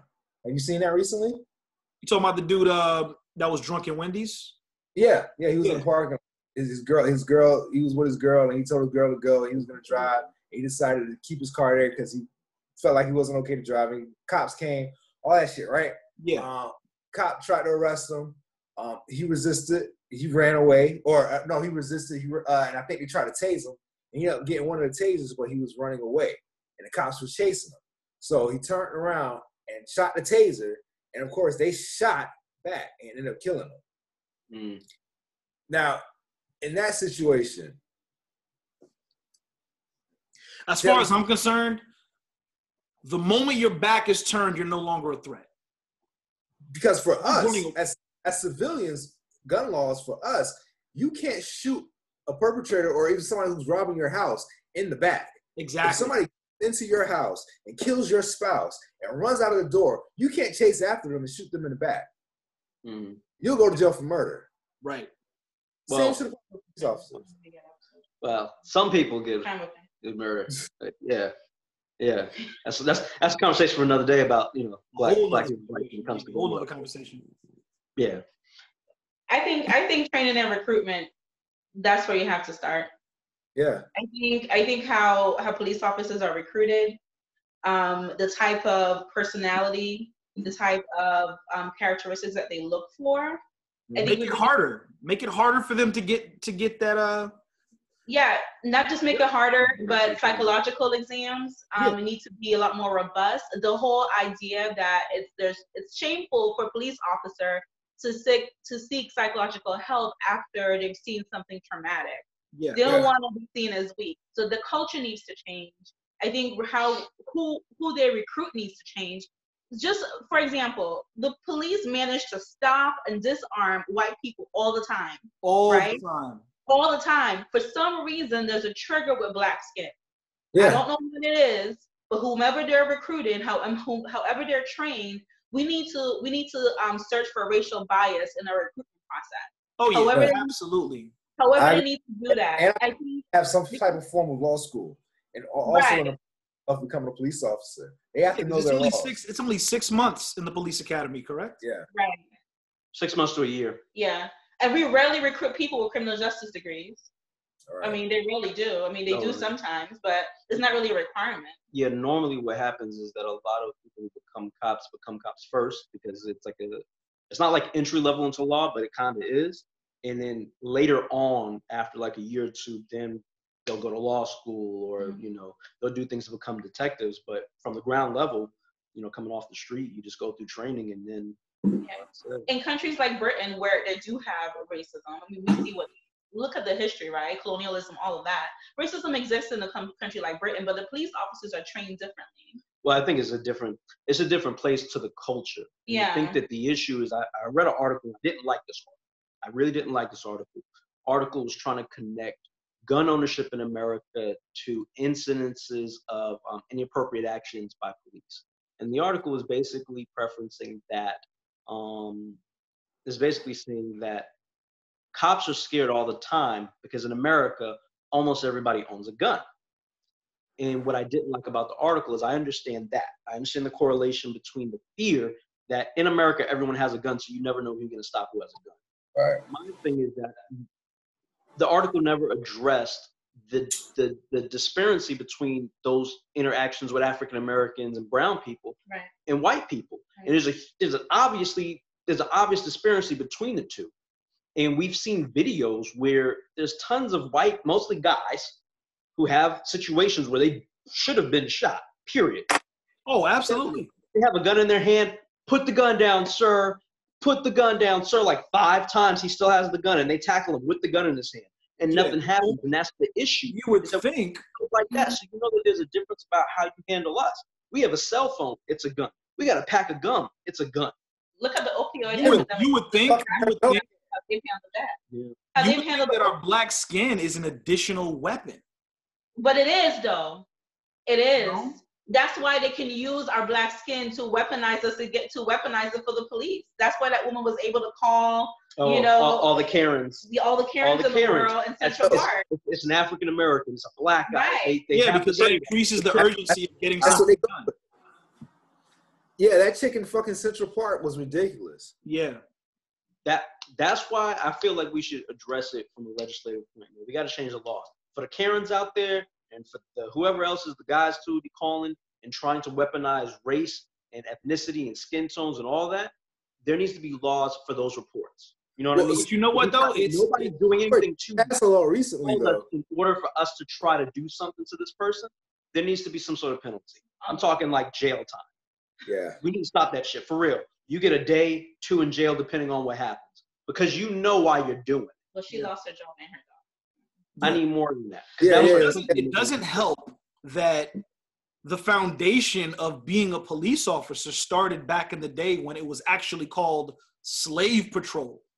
Oh, as soon as we were free, that's when the police department came. Yeah, they were there for us because fucking white people were scared that black people wanted revenge on them. Right. Yeah. Which if we can, if for our white cousins viewing the program, we as a people, and I say this for all people, and you can ask one other black person, just like one other black person, and please, somebody who, is, woke, please, about this. We are not, while we have hardships about slavery, we don't want to hurt nobody. Right. We just want the equality that was promised for years. We were promised freedom after slavery. And then we were promised equality that we had to fight for after civil rights. We just want the same thing. That's all. We're not mad about slavery and the fact that we want to hurt anybody or want to take revenge. Right. Like all the options are this. Just treat us fairly within the realm of the laws and as people. And also, you can do it that way, or you can give us all 40 acres and a mule, and that's fine. They just have to find ways to keep us slaves. And if you think about it, the prison system is modern day slavery. Absolutely. And the fact that a lot of these prisons are privately owned and have to have, like, they have this quota where they have to have a certain amount of people to be in there, that's a problem as well. Yeah. Michael Jordan. Sad, man. It is. I think that this is an opportunity, what we're seeing here. What we're seeing with the coverage, even in terms of the pandemic, I said that I think more people are participating and it's on people's minds because it's everywhere, even on an international level, which I don't know if it's ever been this big. There's opportunity for change, but we have to seize it. This is a wave. Right. We have to seize this opportunity to start making some real improvements and put pressure on those who are in a position to make changes now while it's hot. Like G said, we can't wait till it dies down. There's a lot of things that has to change, like real change. Like I appreciate the fact that these guys are being prosecuted, hopefully to the fullest extent of the law. But what about for the next case? What are we doing for the next time? And that's what we got to do. We got to make some real strides. Do we go from here forward? We don't worry about none of this shit that's happened before this. Breonna Taylor. Oh no, we redig that stuff up. Like, we redig that stuff up. I think the focus should be on what we do next, because what I see is that, okay, we're going to do a past review, right? We're going to go back and we're going to look at all these cases and everyone's going to be like, yes, justice, right? And we're going to have these cases for these people previously, right? But what do we do for the next person? Yeah. We're going to focus on things that we've accomplished, which is great. But then we'll lose the momentum of what else we need to do going forward. But I need them to fix some of the shit that happened though before this. I need them to fix some of that shit too, because I don't see them switching that energy up once we get caught up. You know, Breonna Taylor is the one. We can't get caught up. We're not going to get even down. We get caught up, but this is the next though. The fact that these 4 officers are getting convicted, or not convicted, the fact that they're getting charged right now and are looking at possible convictions, this is the next. You know what I mean? The police officers, they've been getting charged. That's one thing that hasn't happened. They've been getting charged. Now we got to actually convict them. Mm-hmm. Yeah. The chick that murdered Botham James, like, she got off. Yeah, she got some time, but she still got off. No. Yeah, but in our history, there has to always be like one pivotal case, like Plessy versus Ferguson ended separate but equal, quote unquote, ended, right? Right. Brown versus Board of Education, right? Also was another pivotal case for that. So for some reason, we need to have that one pivotal case, and it has to be a case that acts as an example and sets the precedent for how to handle every other circumstance in this situation. Right. And in so this this could be the one. Right. And in this situation, those were all made into laws because of them. Exactly. And that's the whole thing, is that we have to make the laws for the moving forward. In those cases, we didn't go back and say, well, this happened to this person, that person, that person. We need something that's concrete. We need something that's on the books, and I'm a firm believer in that. I believe in investing in the community as well, though. I think we got to find a way to make safer places for our kids, and we also need to make a safe place for the relationships with police officers. One of the things that we were talking about during this time is that, like, you think about your neighborhoods, right, where everybody lives right now. Do you know any of your cops? Yeah. Have you ever seen them just hanging out, getting a soda, getting Wendy's, and being like, hey, starting a conversation with them? They starting a conversation with you? You know, does anyone know their sheriff, their local sheriff? Like, we don't know. We don't have relationships with them like that. But they have relationships with their white counterparts. They drum up conversations all the time. I've seen it, man. I got friends who I used to hang out with who just walk up to cops and have conversations. The cops would start conversations with them as we're hanging out in downtown Fort Lauderdale. And that's what we have to work on, is the engagement in the community. If you're not a threat, you need to come out to our communities, not our communities. You need to know about the beat that you're going to be walking through. You know what I mean? Oh, that's the high school. Yeah. That's a star player. You know what I mean? This is the flower shop over here. Right. The burger joint right here. It's the barbecue spot. Yeah. You got to be in it so you know. That way when you get a call and you show up and you be like, damn, man, Rodney over here wilding, man. He be doing Right. what? And you make I'm going to make sure he gets home safe. Right. I know he's Good going point. to make sure he gets home safe. Talk to his mother. But you make a good point, because if they know the neighborhood, a situation like the Breonna Taylor situation would not have happened. Because first of all, Breonna Taylor, where else can you be but home? You know what I mean? You're home. You're in the safety of your own home, and you still get killed because of carelessness. You know what I mean? So if like James was saying, like if Danger was saying, if these people were in the neighborhoods, if they knew these people and built relationships, they wouldn't have went to that location and thought this was the right location. Right. Like, no, this is Brianna's house. The right. location is over there. You know, right. There's an added benefit. It's mutual. There's an added benefit. Obviously, we stay safe and understand that not only are we safe, but we're protected, because there's sometimes Black people won't call the cops for situations that might benefit them to call the cops, because we don't know if we're going to be a victim of trying to get justice for ourselves. But the added benefit for them as a police department is that if you're in the community, we might be able to help you. You know what I mean? You're looking for somebody who, you know, assaulted somebody. You know, it was a sexual assault case. And we might know where they're at. And you come to me and say, hey, man, you know, we're looking for this guy. He's about this tall, he's hanging around. You'd be like, yeah, he over there. You know what I mean? There's more of an opportunity to help. You know what I mean? Or, hey, I got a call about a house party. You know, is it something where you could talk to them for?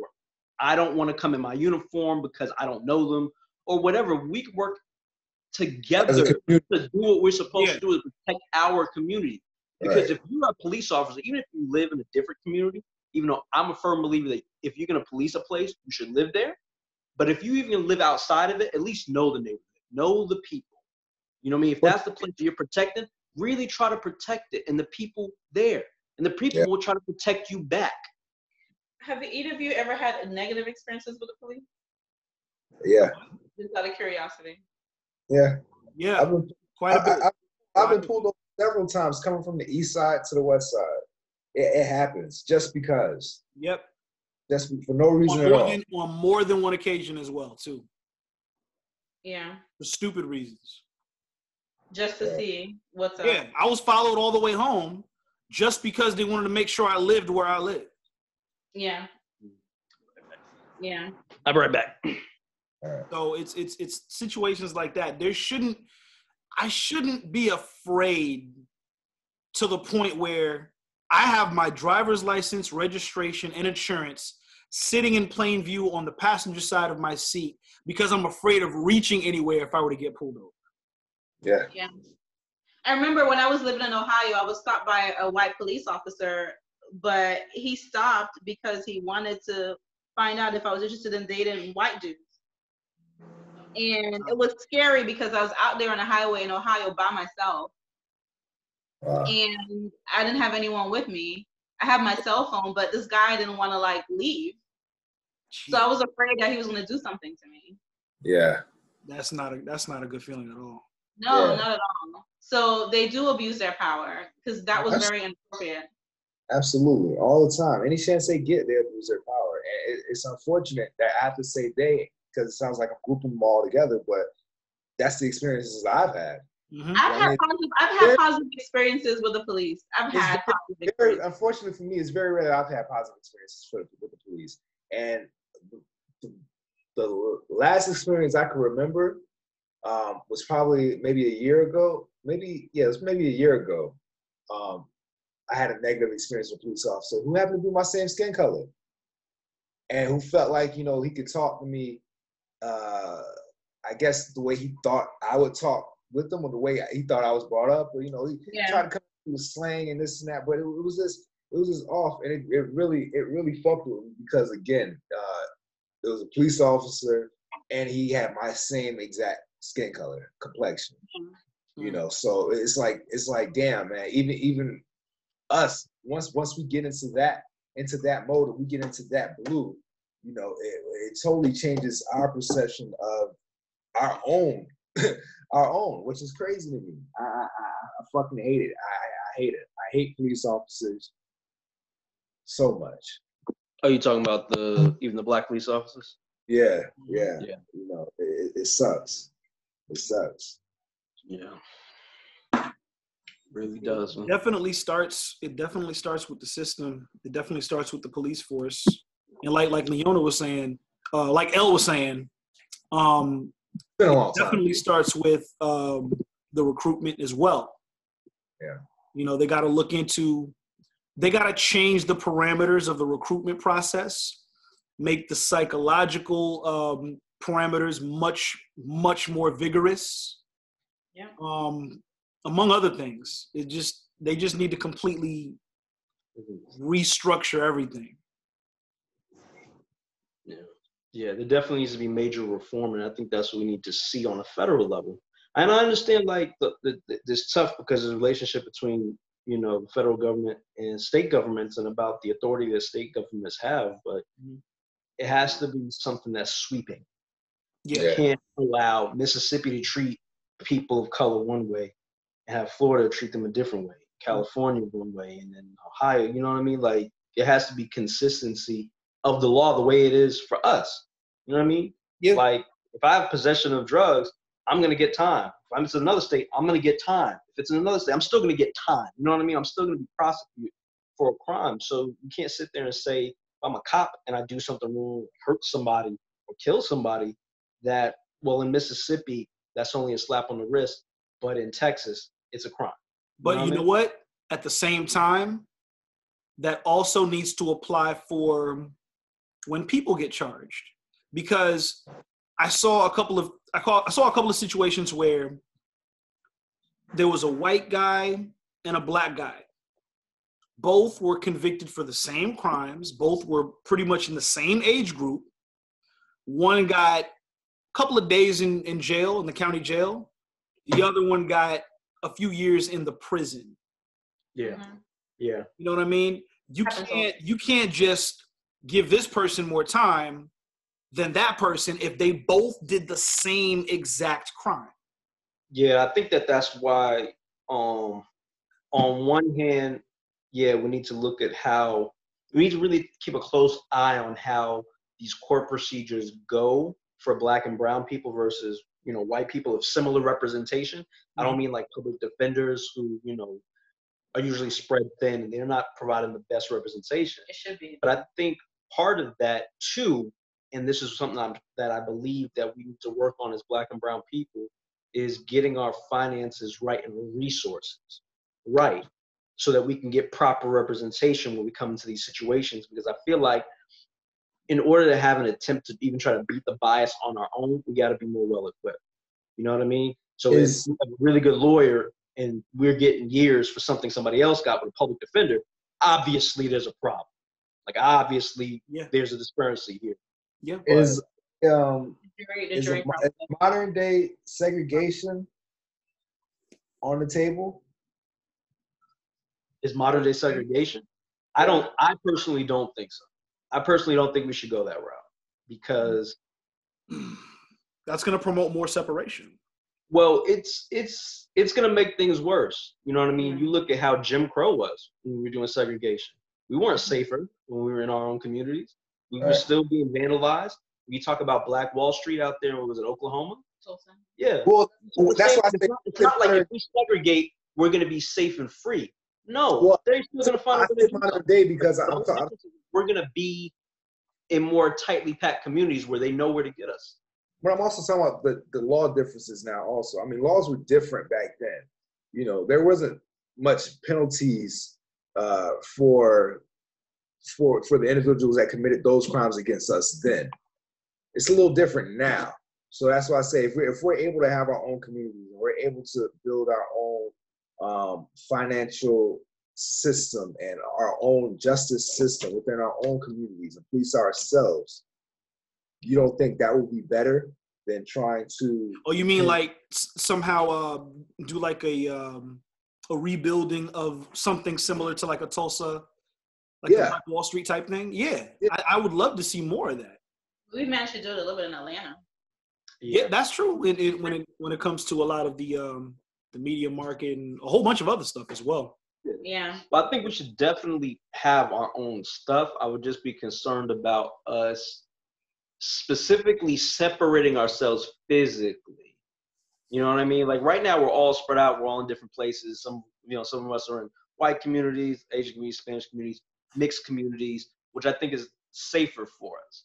Because when you're grouped together, like even some concerns about Atlanta, when you look at it like Atlanta is a lot of Black people, right? Mm-hmm. But then out in the country, there's a lot of white people that surround Atlanta. Yeah. And that's the thing that I'm really concerned about, because while I'm hopeful and I hope that we can come together as a people, I know that if we're not, those are kind of easy targets. I know where you're going to be. I know you're going to be in large groups. We saw what happened in Oklahoma where they burnt it down. They set people on fire.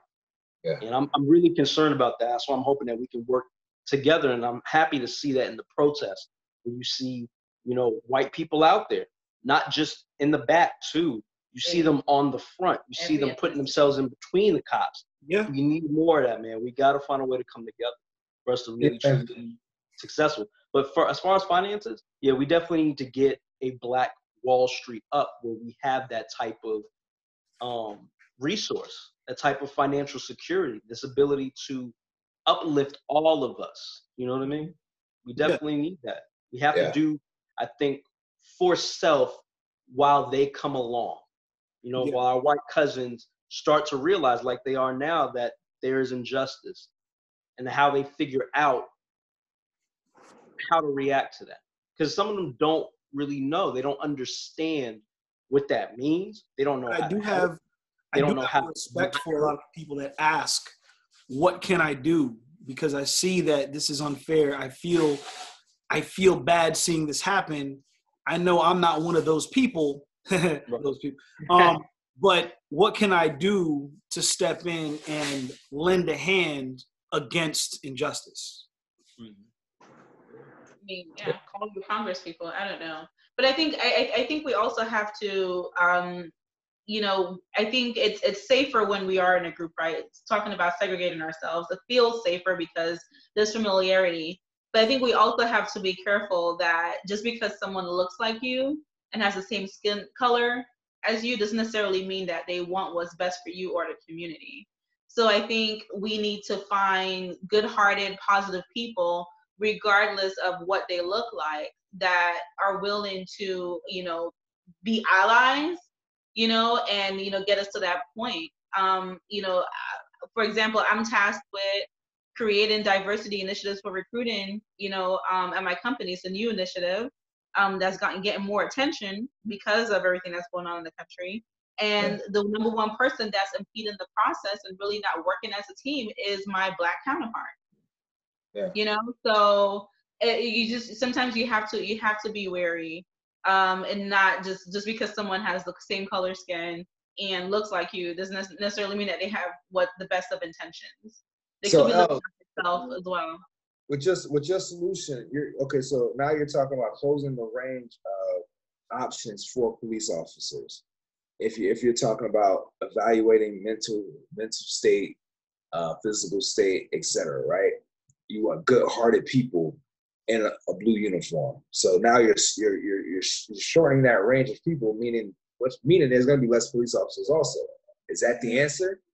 I'm okay with that. I mean, for example, we have a friend, Sarah. Her daughter is a police officer. She's like a mentor to us. And her daughter's a police officer. Her daughter is the kind of person that used to rescue all the stray animals in the neighborhood, and will bring the kid home from school who doesn't have a place to live so that she can share her room. That's, and as a police officer, she's amazing. She takes her job, seriously, and has a lot of passion for what she does. I want to see people like that police in the community. Well, and she just happens to be Hispanic. I think that's important to focus on. I just have an issue with trying to hire people based on character, because again, it's very, very hard. And I say that to say this. I got people that I work with that I really, really like. I feel like most of them are kind-hearted people. I also work with assholes. Yeah. And just like the police departments, you're going to have people who are kind-hearted. You're going to have people who interview well. There's people going to be in front of you, and they're going to look like great people. And you're going to get hired. And then you're going to realize who they really are. That's all. That's sometimes the case. But if you have a police department, right, where the culture is that you are on the lookout for unconscious bias, you're on the lookout for, people who have these racist tendencies towards certain groups, right? It's not part of your culture. It's frowned upon. And you find that one person, maybe that bad apple or a couple bad apples, they're going to stick out as a sore thumb. If the culture flips, where we have more people trying to do the right thing who actually want to be police officers and do their jobs versus people who just want to come in to shoot Black people. Yeah. You know what I mean? If the culture flips and the pressure is on the other side to do the right thing, I think that's when we're really going to see change. Right now, the culture is towards the wrong side of history, right?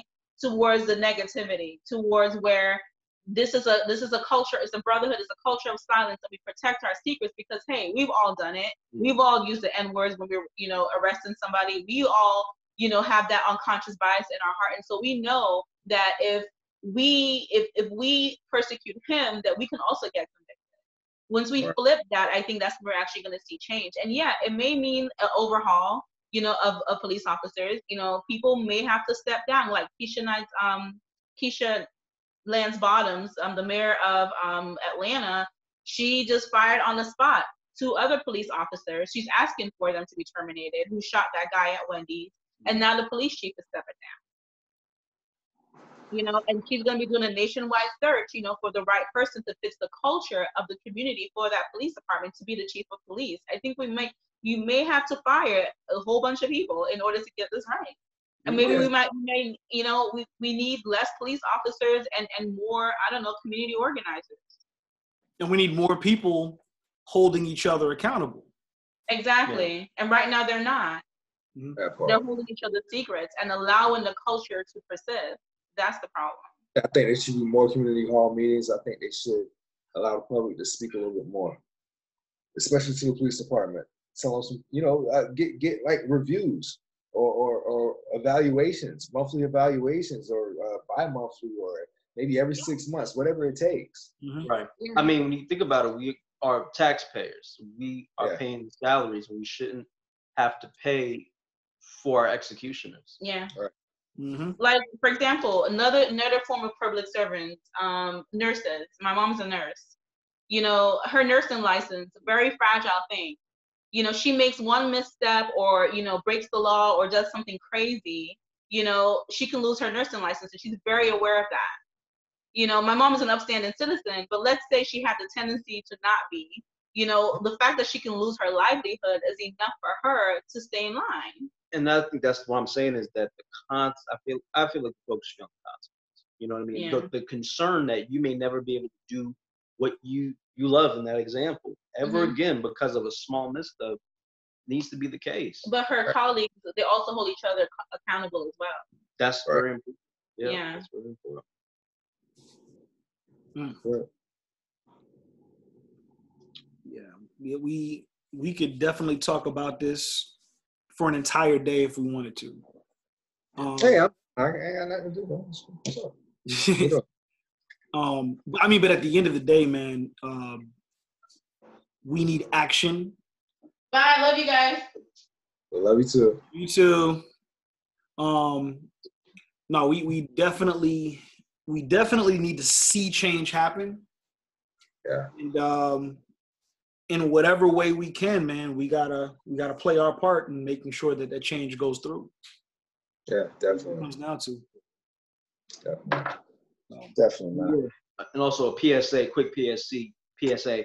So if you also Black, of course, this is those people, it's all type of people viewing this, right? But if you're Black and you have the opportunity to teach your white cousin about our culture, please do so.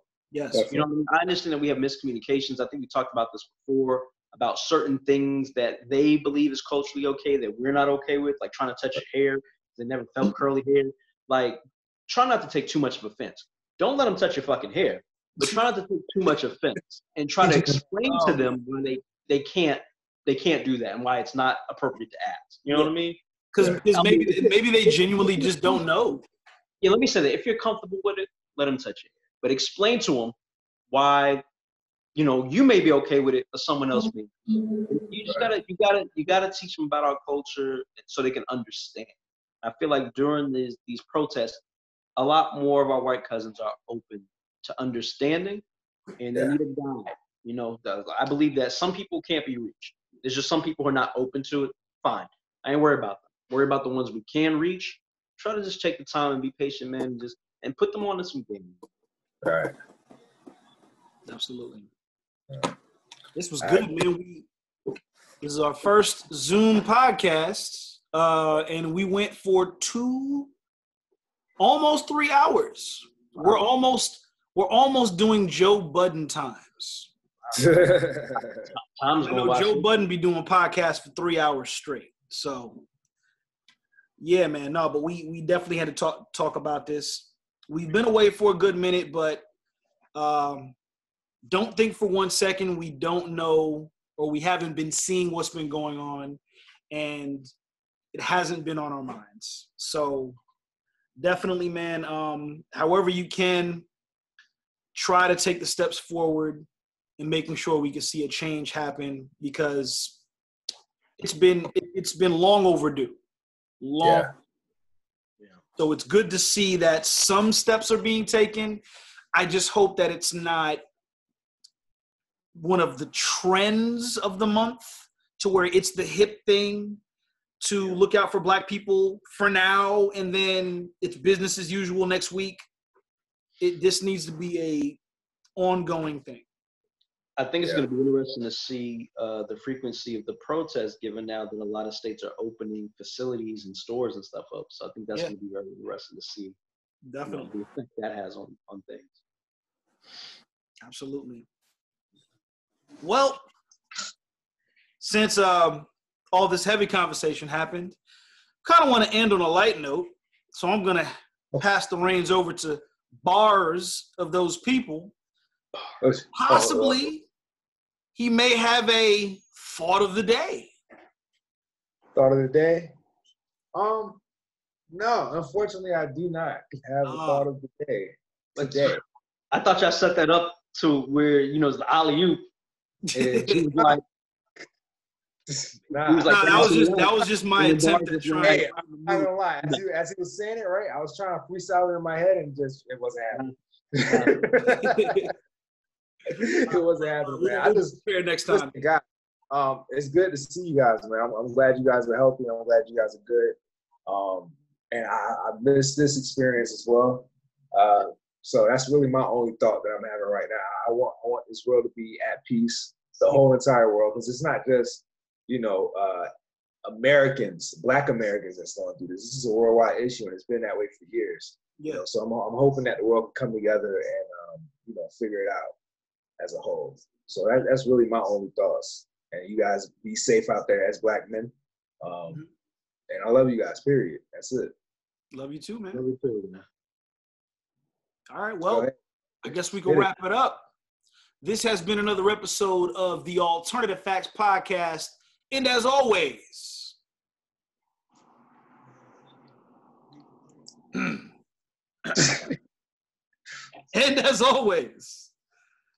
it. That's the thing. That's the. Yeah. So let me knock the rust off. Let me see if I can remember this. So as always, please continue to support those people, because anytime and every time and all the time you support those people, you support you. And with that, we are out. Yeah.